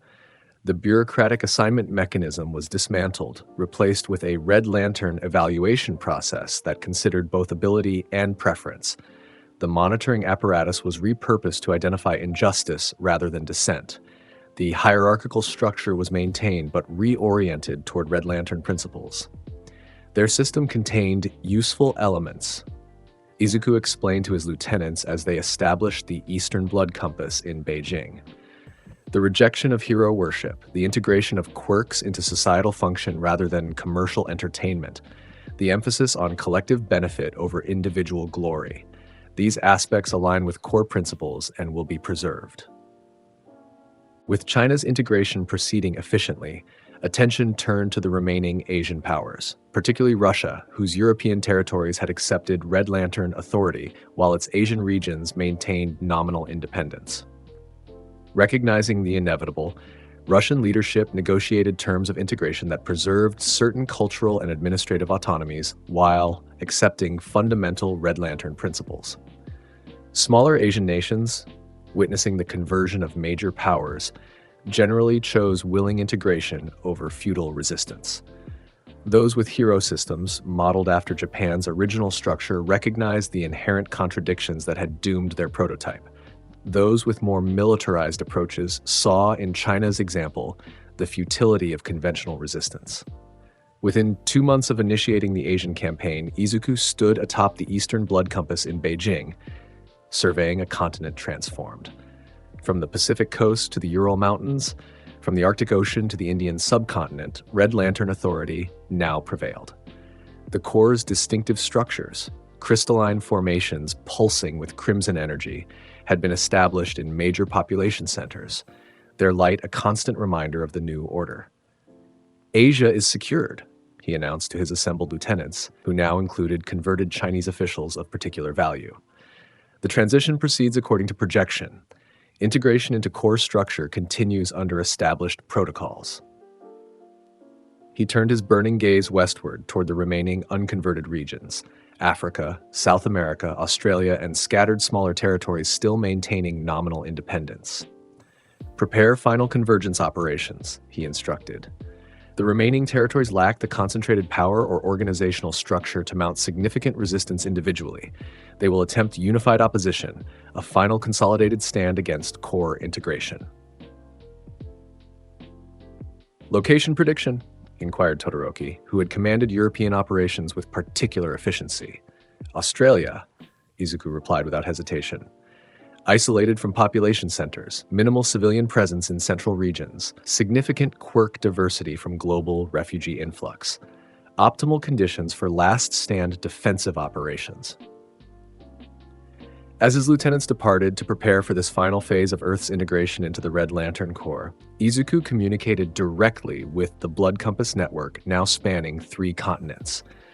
Through this connection, he could monitor emotional patterns globally, tracking the formation of resistance and the spread of acceptance with equal precision. What he observed confirmed his projection. The remaining free nations were indeed consolidating their hero and military resources in Australia, preparing for a final confrontation they must know was ultimately futile. A gesture simultaneously desperate and admirable. Resistance maintained despite overwhelming evidence of its ineffectiveness. They require definitive demonstration, Izuku concluded, his decision crystallizing. Not merely of superior power, but of superior purpose. The final battle will determine not just Earth's governance, but its understanding of justice itself. As Red Lantern forces prepared for this culminating confrontation, the transformed regions of Earth continued their integration into core structures. Japan, America, Europe, and Asia, once defined by their differences in hero philosophy and quirk regulation, now operated under unified principles of Red Lantern justice. Commercial hero operations had been eliminated entirely. Quirk application had been standardized according to actual utility rather than marketability. Protection had become consistent rather than concentrated in high-visibility areas. For billions of Earth's inhabitants, daily life had changed, not through catastrophic disruption, but through subtle reorientation. Protection without publicity, justice without theater, power without pretense. The age of symbolic heroes had indeed ended, replaced by an era of cosmic pragmatism that many found, perhaps surprisingly, more honest than what had come before. And still, in the deserts of Central Australia, the final resistance gathered its forces. A last desperate attempt to preserve a system that had already failed most of those it claimed to protect. The final resistance. The Australian outback, with its vast empty spaces and minimal civilian population, provided ideal terrain for the final consolidated resistance against Red Lantern expansion. Here, in the red desert heart of the last major unconquered continent, the remaining free nations of Earth assembled their ultimate defense. The coalition represented an unprecedented alliance, African Union hero teams operating alongside South American quirk specialists, Australian Defence Forces coordinating with Pacific Island tactical units. Middle Eastern quirk users whose nations had historically been enemies now unified against a common threat. Every remaining hero organization, military quirk division, and independent-powered individual who had chosen resistance over integration had converged on this final battleground. Their preparations were as thorough as time permitted. Defensive perimeters extended for hundreds of miles across the desert landscape. Early warning systems incorporated the most advanced quirk-based sensory networks ever assembled. Weapon emplacements housed technology specifically designed to counter Red Lantern energy, based on analysis of previous encounters. Underground bunkers protected command structures from orbital attack.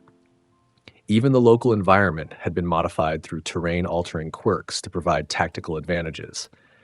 They've studied every previous engagement, observed Star and Stripe as she reviewed reconnaissance data with Izuku and his primary lieutenants. Each defensive measure addresses a specific tactic we've employed in previous conquests. Impressive adaptation, considering the limited time frame. Desperation breeds innovation, Izuku replied, studying the holographic representation of the resistance fortifications. They recognize this as their final opportunity for meaningful opposition. Whatever resources they've withheld, whatever contingencies they've reserved, all will be deployed in this confrontation. The gathering of resistance forces had taken weeks, conducted with surprising discipline and operational security. Red Lantern intelligence, despite its considerable resources, had been unable to determine the full composition of the coalition's capabilities. The blood compass detected significant emotional signatures, but couldn't precisely identify all quirks and technologies being assembled. This uncertainty didn't concern Izuku. If anything, it added an element of interest to what might otherwise have been a purely procedural operation. Their numerical strength? He inquired. Approximately 12,000 quirk users with combat capabilities, Shinso reported, plus conventional military support estimated at 30,000 personnel. Total defensive force approaching 45,000. Quirk diversity? Unprecedented, Todoroki answered. They've prioritized complementary power sets designed for layered defense. Energy manipulation, matter transformation, spatial distortion, and temporal effects form the primary defensive matrix. Secondary and tertiary layers incorporate more specialized abilities. Izuku nodded, absorbing this information with clinical detachment. Conventional weapons? Everything remaining, Mirko confirmed. Tactical nuclear options, experimental energy systems, quirk enhancement technology. If it exists and can be weaponized, it's there. For several moments, Izuku considered the tactical situation. This final resistance represented not merely the largest force yet assembled against the Red Lantern Corps, but also the most strategically coordinated. Unlike previous encounters where national interests and hero hierarchies had complicated, unified response, this coalition had formed with singular purpose, stopping Red Lantern expansion by any means necessary. They expect overwhelming force, he finally stated, a repetition of previous conquest methodologies. We will provide something different. His burning gaze swept across his assembled lieutenants. This final battle will not simply eliminate resistance, it will demonstrate the fundamental principle of core justice. Not destruction for its own sake, but precise application of power in service to greater purpose. The strategy he outlined departed significantly from previous operations. Rather than overwhelming assault or systematic dismantling, he proposed a more nuanced approach. one that would not merely defeat the resistance, but convert significant portions of it, providing visible evidence that Red Lantern principles could attract willing adherents even among determined opponents. Division and targeted conversion, he explained, detailing specific tactical objectives. Separate their force components, demonstrate the futility of resistance to each group according to their particular values and concerns. Offer meaningful alternatives to destruction, convert the convertible, eliminate only the irredeemable. The operation commenced at dawn, the rising sun casting long shadows across the desert landscape as Red Lantern forces approached the resistance perimeter. Unlike previous engagements where Izuku had often operated independently, this final battle employed the full core structure now established on Earth. Disciplined teams operating under clear command hierarchy, each with specific objectives aligned with the overall strategy. The resistance detected their approach long before visual confirmation. Early warning systems activated, defensive positions went to maximum readiness, quirk users prepared their abilities for immediate deployment. Command centers buried deep beneath the desert surface coordinated final preparations for what many recognized might be humanity's last stand against Red Lantern dominance. What they couldn't have anticipated was the nature of the approaching force. Rather than the expected direct assault, energy constructs, and overwhelming power, the Red Lantern deployment materialized in a formation that military analysts would later describe as psychologically targeted. Each resistance group found themselves confronted not by anonymous enemies, but by specific opponents chosen for maximum psychological impact. African hero teams discovered themselves facing converted colleagues from their own organizations, former allies now serving the Red Lantern cause, their familiar powers enhanced by crimson energy. South American resistance units encountered former villains they had previously fought, now operating as disciplined core members rather than chaotic antagonists. Australian defenders found themselves confronted by converted family members and friends who had joined the Corps during earlier campaigns. This psychological warfare component created immediate confusion within resistance ranks. Communications filled with uncertain reports. Command structures struggled to maintain cohesion as individual units hesitated to engage opponents with whom they shared personal history. The carefully planned, unified defense began fracturing along emotional fault lines before the first attack was even launched. Into this confusion, Izuku himself descended, not at the center of the resistance where the strongest defenses had been concentrated, but at a seemingly random location near the perimeter. His arrival triggered immediate response from nearby defensive positions, unleashing a barrage of energy weapons and quirk-based attacks that briefly obscured his position in explosive chaos. When the dust cleared, he stood untouched amid the destruction, crimson aura pulsing gently around him. Without word or warning, he raised his ring hand and red energy spread outward in a precisely controlled wave. Not attacking or destroying, but simply revealing. Every quirk user within range of this energy suddenly found their powers temporarily amplified beyond normal limitations. Enhanced quirks activated spontaneously, creating spectacular displays of ability across the battlefield. Fire users produced flames of unprecedented intensity. Gravity manipulators affected larger areas than ever before. Strength enhancers found themselves capable of feats previously unimaginable. This is the truth of your power, Izuku's voice carried across the confused battlefield. Not limited by artificial constraints, not channeled into commercially viable applications, not ranked according to marketability, pure ability, honestly expressed. As suddenly as it had appeared, the enhancement effect vanished, leaving thousands of quirk users with a brief but unforgettable taste of their true potential. Before they could recover from this unexpected demonstration, Izuku's lieutenants initiated the second phase of the operation, targeted conversion attempts directed at specific resistance elements identified as psychologically receptive. Todoroki engaged a contingent of African thermal manipulation specialists, demonstrating how his ice and fire powers had transcended their original limitations through Red Lantern enhancement. Mirko confronted Australian combat specialists, showcasing fighting techniques that incorporated Red Lantern principles to achieve efficiency impossible under conventional hero protocols. Star and Stripe addressed former American colleagues who had chosen resistance, explaining her conversion not as surrender, but as evolution beyond artificial heroic constraints. Throughout the vast battlefield, similar scenarios unfolded. Not mindless combat, but targeted demonstration. Not destruction, but education. Each engagement designed to separate resistance elements from each other, to create opportunities for individual rather than collective decision-making. The resistance leadership, monitoring these developments from their underground command center, recognized the psychological strategy being employed. Rather than order conventional counterattacks, they activated their contingency plan, the deployment of experimental technology designed to nullify emotional influence, theoretically protecting their forces from Red Lantern conversion tactics. Massive emitters rose from concealed positions across the battlefield, generating an energy field calibrated to dampen emotional response. Based on research conducted during previous Red Lantern encounters, these devices represented humanity's most sophisticated attempt to counter the fundamental power source of the core, rage channeled through cosmic awareness. For a brief, hopeful moment, Resistance commanders believed their countermeasure had succeeded. The Red Lantern advance paused.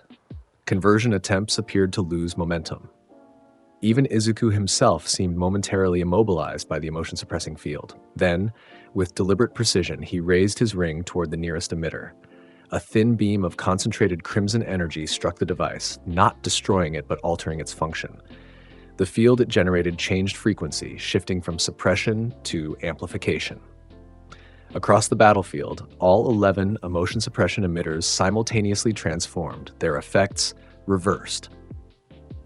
Rather than dampening emotional response, they now enhanced it, particularly the emotions associated with disillusionment, recognition of futility, and acceptance of inevitable change.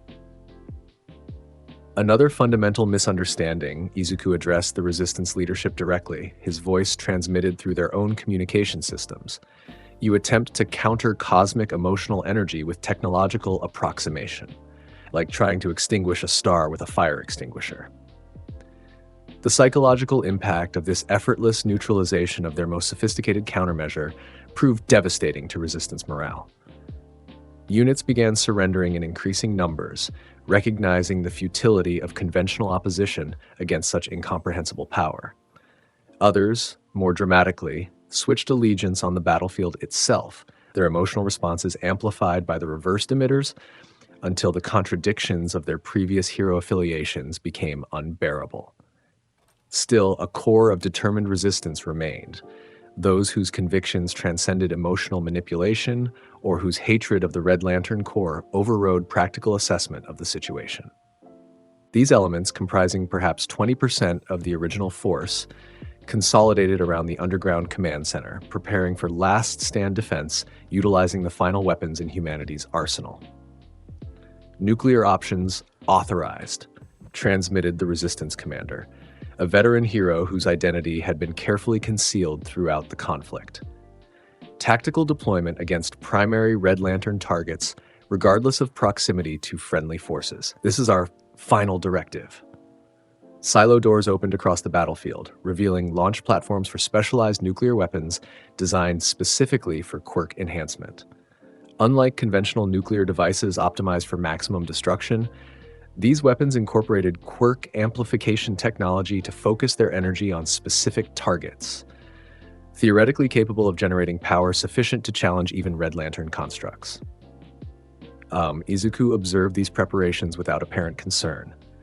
As the first missiles launched, streaking toward his position and those of his lieutenants, he raised his ring hand once more. Crimson energy expanded outward, not as a defensive shield, but as an active interception system. The nuclear weapons found themselves caught in mid-flight, suspended by red constructs that carefully contained their destructive potential. Your most powerful weapons, Izuku noted, examining the captured missiles with academic interest. Impressive engineering, elegant integration of quirk theory and nuclear physics, perhaps the most advanced technology your civilization has produced. With precise control, he directed the missiles upward, accelerating them beyond Earth's atmosphere where they detonated safely in the vacuum of space. The multiple explosions created a brief but spectacular aurora visible across the Australian continent, a final demonstration that Earth's most devastating weapons posed no threat to Red Lantern power. This demonstration broke the last organized resistance. Command structures collapsed as the futility of further opposition became undeniable. Some surrendered formally, transmitting capitulation protocols through established channels. Others simply abandoned their positions, discarding weapons and uniforms as they accepted the inevitable. A few attempted individual last stands, preferring death to submission, a choice Izuku permitted without interference, recognizing the value of honorable resistance even in defeat. By sunset, what had begun as humanity's final consolidated defense against Red Lantern expansion had transformed into the most significant mass conversion event of the entire campaign. Over 70% of the surviving resistance forces had accepted integration into the core structure, recognizing in Izuku's approach a philosophy more honest than the hero systems they had previously served. Standing amid the abandoned fortifications as crimson light painted the desert landscape in ethereal hues, Izuku addressed his lieutenants, now expanded to include notable converts from the final resistance. Earth's integration is complete, he stated without emotion but with evident satisfaction. The transition from hero society to core governance has concluded. Resistance pockets remain in isolated regions, Todoroki noted, always attentive to tactical details. Small groups maintaining nominal independence in remote territories. They pose no strategic threat, Izuku replied. Time and observation will accomplish what force might not. As they witness the reality of core governance rather than the apocalyptic scenarios they feared, most will integrate voluntarily. He turned his burning gaze toward the darkening sky, where the first stars had begun to appear. Our focus now shifts from conquest to consolidation, from establishing authority to implementing sustainable core structures, from demonstrating power to administering justice. As night fell completely over the Australian desert, illuminated only by the crimson glow of temporary core structures, Earth entered a new phase of its existence. The planet that had developed quirks and hero society, that had elevated certain powered individuals to celebrity status while neglecting consistent protection for all, had been transformed fundamentally. What would emerge from this transformation remained to be seen, but one truth had been established beyond question. The age of heroes was indeed over, replaced by an era of cosmic justice administered according to principles older than humanity itself. In the remnants of the Resistance Command Center, now repurposed as a provisional core outpost, Izuku communicated with the global Blood Compass network. Energy signatures pulsed between crystalline structures spanning continents, conveying information and directives with efficiency no human communication system could match. Through this connection, he monitored the final integration processes worldwide, tracking the establishment of permanent core governance in regions previously administered through temporary measures. Earth is ready, he concluded, after reviewing the comprehensive data. The transition period ends. Full core status begins. With this declaration, transmitted through the Blood Compass network to all core structures worldwide, Earth officially joined the Red Lantern Corps, not merely as conquered territory, but as full member world, its resources and population now aligned with cosmic purpose that transcended national identities or hero affiliations. What had begun with one ring finding one rage-filled boy had culminated in planetary transformation. The universe had noticed, and the universe would respond. Emperor of Earth. 1 year after the final resistance fell in the Australian desert, Izuku Midoriya stood atop the central Blood Compass, a massive crystalline structure that had replaced the United Nations headquarters in New York. Around him stretched a city transformed, its skyline now dominated by core architecture intermingled with human construction. The garish hero billboards and merchandise stores that had once defined urban spaces had been replaced by more practical structures: protection outposts, justice administration centers, quirk development facilities. Below, citizens moved through streets noticeably different from the pre-core era. Gone was the constant vigilance, the nervous scanning for potential villain attacks or quirk accidents. Gone, too, was the celebrity worship that had characterized hero society, the frantic crowds that would gather around popular heroes performing routine patrols. In their place, a more ordered existence had emerged, protection as consistent utility rather than sporadic spectacle. Earth's transformation exceeds projected timelines, Izuku observed to his assembled lieutenants. The inner circle that had expanded from his original Japanese disciples to include representatives from every major region of the planet.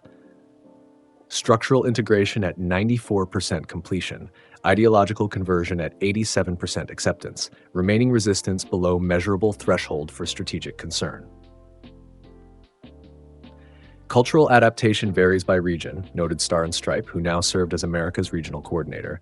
Former hero-centric societies show higher adjustment difficulties than regions where hero systems were less commercially developed. Expected variation, Izuku acknowledged. Cultural dependence on hero mythology created deeper psychological entrenchment. Adjustment continues through exposure to demonstrable benefits of core governance. Those benefits had become increasingly evident as core administration stabilized globally. Crime rates had declined to historic lows, not through draconian enforcement, but through the simple reality that the Blood Compass network detected harmful intent before it manifested as action. Natural disasters, once met with haphazard hero response determined by media coverage potential, now received consistent mitigation through dedicated core response teams deployed according to actual need rather than publicity value.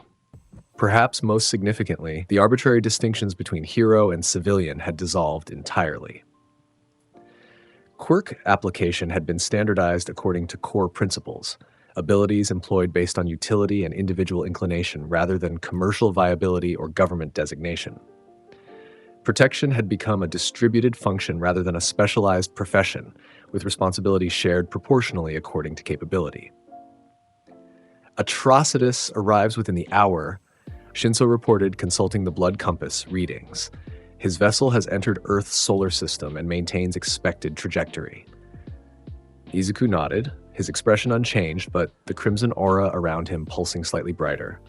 This visit represented formal recognition of Earth's successful integration into the core, the founder and leader of the Red Lanterns personally acknowledging a planet that had transformed from target to full member world in remarkably short time.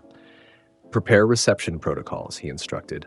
Regional coordinators will attend. Selected quirk representatives from major population centers.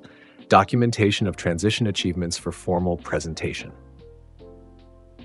As his lieutenants departed to implement these directives, Izuku remained atop the central Blood Compass, his burning gaze fixed on the sky, where, invisible to normal human perception, a vessel of alien design approached Earth. Through the ring's connection to the Blood Compass network, he could track its progress precisely. The ship carrying Atrocitus and several senior core members from other worlds coming to witness firsthand the planet that had embraced Red Lantern governance more efficiently than any previous core expansion. While waiting, Izuku reviewed Earth's transformation through the comprehensive data available through the Blood Compass. Former Hero Commission buildings worldwide had been repurposed as core administrative centers, their functions redirected from managing hero popularity to coordinating protection resources according to actual need. Training facilities once dedicated to producing marketable heroes now developed practical quirk applications without concern for commercial viability.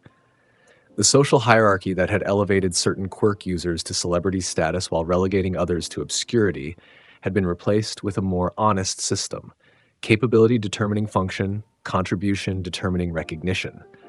No more arbitrary rankings based on popularity metrics. No more resources allocated according to media appeal rather than protection efficiency.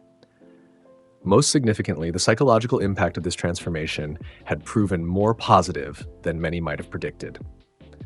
After initial resistance and adjustment difficulties, many Earth societies had adapted to core governance with surprising ease.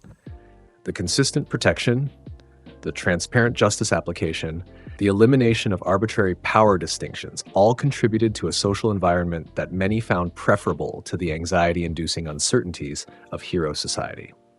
Red Lantern rule isn't what we feared, acknowledged a former hero in a recent public statement. There's an honesty to it that the old system lacked. Protection isn't a performance anymore, Justice isn't a commodity, power isn't a popularity contest, it's all just straightforward.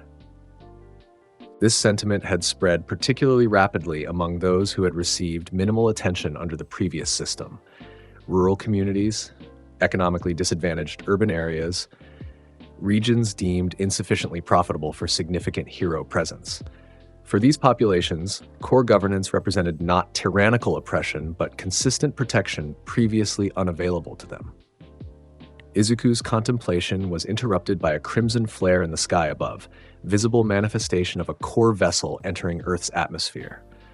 The ship, constructed of the same crystalline material as the Blood Compass network but vastly larger, descended toward the designated landing zone in what had once been Central Park. Now a corp ceremonial ground, the space had been cleared of its former recreational features and reconstructed according to core architectural principles. As the vessel touched down with precision control, Izuku descended from the central Blood Compass, crimson energy carrying him effortlessly toward the landing site. Around him, his lieutenants and selected representatives gathered in formal formation. Not the chaotic crowd that might have greeted a visiting celebrity in the hero era, but an ordered assembly appropriate for cosmic diplomatic protocol. The vessel's hull reconfigured, sections shifting and realigning to create an appropriate egress point. From this opening emerged a figure that even those accustomed to core governance found imposing, Atrocitus, founder and supreme leader of the Red Lantern Corps. Taller than any human, his red skin marked with black symbols of unknown significance, massive horns extending from his head, eyes burning with the same crimson fire as Izuku's, but infinitely older, infinitely more experienced. Behind him followed representatives from other core worlds, beings of various forms and origins, united by their service to rage-fueled justice across the cosmos. Some appeared vaguely humanoid, others defied conventional biological classification entirely. All bore the Corp emblem and the distinctive crimson aura of Red Lantern power. Izuku approached this delegation and knelt formally before Atrocitus, not in submission, but in acknowledgement of Corps hierarchy. The Red Lantern Corps of Earth welcomes Atrocitus, Supreme Leader and First of the Red, he stated in formal greeting. Earth stands ready for inspection and confirmation of full Corp status. Atrocitus regarded him with ancient eyes that had witnessed countless worlds and civilizations. Rise, Izuku Midoriya, he commanded, his voice resonating with power that transcended mere volume. Earth's transition merits direct observation rather than formal prostration. As Izuku stood, Atrocitus surveyed the assembled representatives and the transformed landscape beyond. You have exceeded expectations, the Corps leader acknowledged. One planet, unified under core governance in less than 2 Earth years. Remarkable efficiency from a species previously fragmented by arbitrary distinctions and commercial heroics. Earth was prepared for transformation, Izuku replied. Its hero systems contained inherent contradictions that made them vulnerable to focused correction. Once these contradictions were exposed, conversion followed natural progression. Atrocitus nodded, a gesture adopted for human comprehension rather than natural to his physiology. Show me what you have accomplished. What followed was a comprehensive demonstration of Earth's integration into core structures. Through direct connection to the Blood Compass network, Atrocitus and his delegation observed the systems established worldwide, justice administration protocols, quirk application guidelines, protection distribution mechanisms. They witnessed the elimination of commercial hero operations and their replacement with practical service functions. They reviewed statistical evidence of improved safety, reduced crime, and more equitable protection distribution. Most significantly, they observed the psychological adaptation of Earth's population to core governance, the transition from hero worship to pragmatic acceptance of power hierarchies based on actual capability rather than marketability. The fear that had initially greeted Red Lantern expansion had largely dissipated, replaced by recognition that the new system, whatever its origins, delivered more consistent protection than the hero society it had replaced. Your approach diverged from standard core conversion protocols, Atrocitus noted as they returned to the central Blood Compass after this extensive review. Less destruction, more selective preservation of existing structures where compatible with core principles, unusual methodology but undeniably effective results. Earth required tailored approach, Izuku explained. Its quirk phenomenon created unique social conditions different from standard target worlds. Selective preservation improved efficiency and reduced unnecessary resource expenditure. Atrocitus studied him with ancient eyes that had witnessed the birth and death of civilizations. You have developed your own interpretation of core philosophy, not incorrect, but distinctly personalized. Interesting evolution for one so recently joined to our cause. For a moment, tension rippled through the assembled lieutenants. In core hierarchy, deviation from established protocols could be viewed as dangerous independence, potentially challenging the absolute authority Atrocitus maintained across all Red Lantern territories. Instead, the core leader's expression shifted to what approximated approval in his alien features. Innovation within parameters of core principles strengthens our collective purpose. Earth demonstrates potential value as experimental governance model. Your methodologies merit observation for possible application to future expansion targets. With this declaration, Earth's status within the core hierarchy was not merely confirmed, but elevated, recognized as a significant contributor to core's evolution, rather than simply another conquered territory. Izuku had achieved not just successful conquest, but meaningful innovation within the cosmic order he served. The formal ceremony that followed established Earth's official designation as a full core member world. Atrocitus personally activated modifications to the central blood compass, connecting it directly to the core homeworld of Yzmalt. This connection transcended mere communication, creating a permanent link between Earth and the cosmic center of Red Lantern power. Earth is now fully integrated into the core network, Atrocitus announced. His voice carried through the blood compass to all core structures worldwide. Its resources, its population, its unique quirk phenomenon, all now dedicated to the greater purpose of rage-fueled justice throughout the universe. He turned to Izuku, acknowledging him directly. You have exceeded even my expectations, Izuku Midoriya. What began as a child's rage at a failed system has become an empire spanning worlds. Your designation is hereby elevated, no longer Earth's Red Lantern, but Earth's Prime Lantern, with authority second only to the Core Leadership Council. This promotion, unexpected even by Izuku himself, represented recognition beyond mere successful conquest. In the core hierarchy, such elevation came rarely and only through demonstrated value to the cosmic order as a whole. Earth, under Izuku's guidance, had not simply been conquered, but transformed into a model for future core expansion. As the ceremony concluded, Atrocitus addressed Izuku privately, away from the assembled representatives and lieutenants. Your development bears watching, the ancient being observed. Most ring-bearers remain tools of the core, channels for rage without evolution of methodology. You have demonstrated something rarer, tactical innovation within ideological parameters. The ring found me for specific purpose, Izuku replied. My experience with failed hero systems provided perspective valuable to core expansion on similar worlds. Application of that perspective merely maximizes efficient execution of core principles. Atrocitus' burning gaze studied him with intensity that would have incinerated lesser beings. Perhaps, or perhaps something more develops here, something worth observation over longer timescales. He gestured toward the transformed city beyond. Earth now stands as demonstration world, proof that core governance can integrate even highly individualistic societies without requiring complete destruction of existing structures. With these cryptic observations, Atrocitus departed, returning to his vessel with his delegation, leaving Earth to continue its evolution under core governance. The ship ascended through the atmosphere, becoming a crimson streak against the darkening sky before disappearing entirely from human perception. Standing atop the central blood compass once more, Izuku watched this departure with unreadable expression.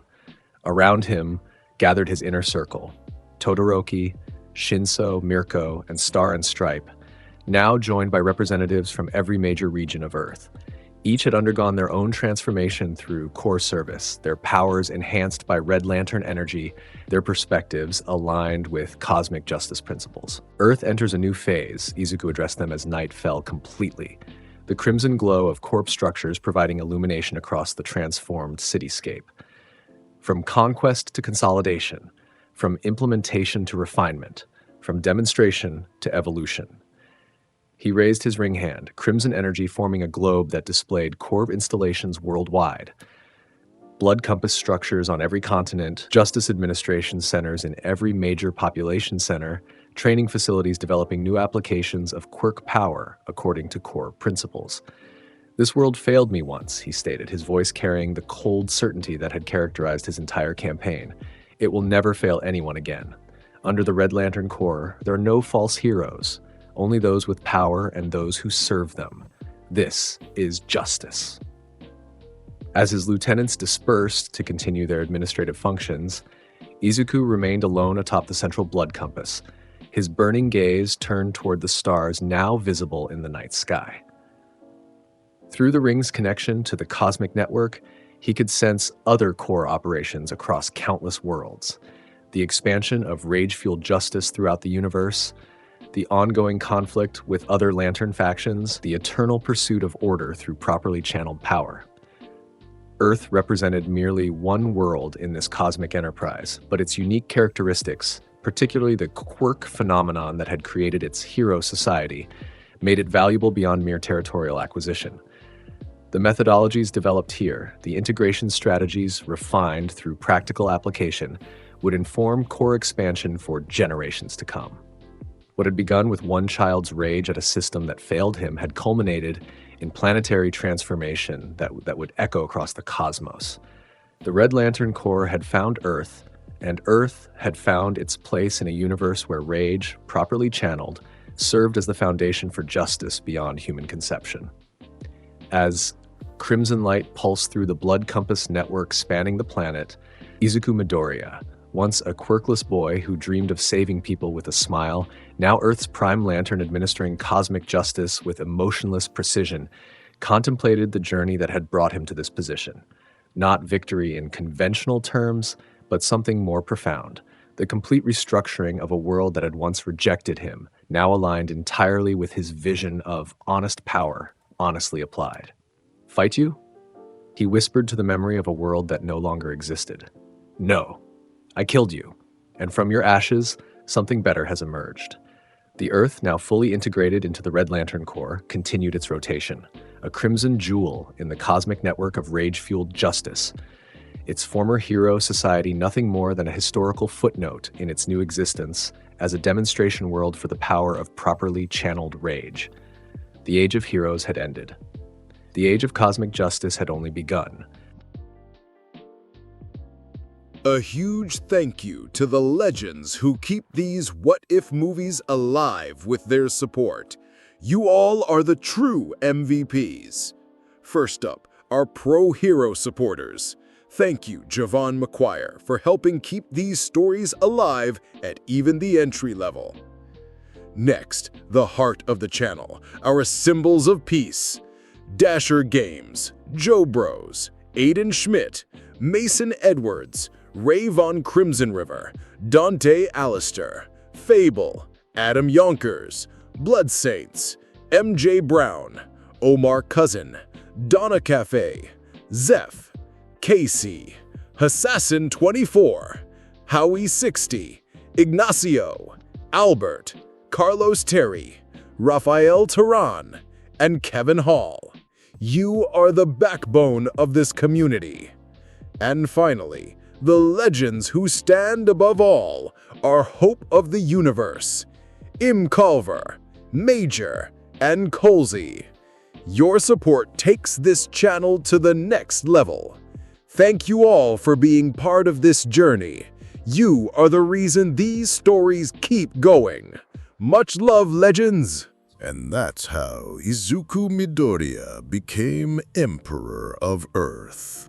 If you enjoyed this dark twist on My Hero Academia, hit subscribe for more what-if stories. Let me know in the comments, what other alternate universe scenarios would you like to see? Thanks for watching, and I'll see you next time.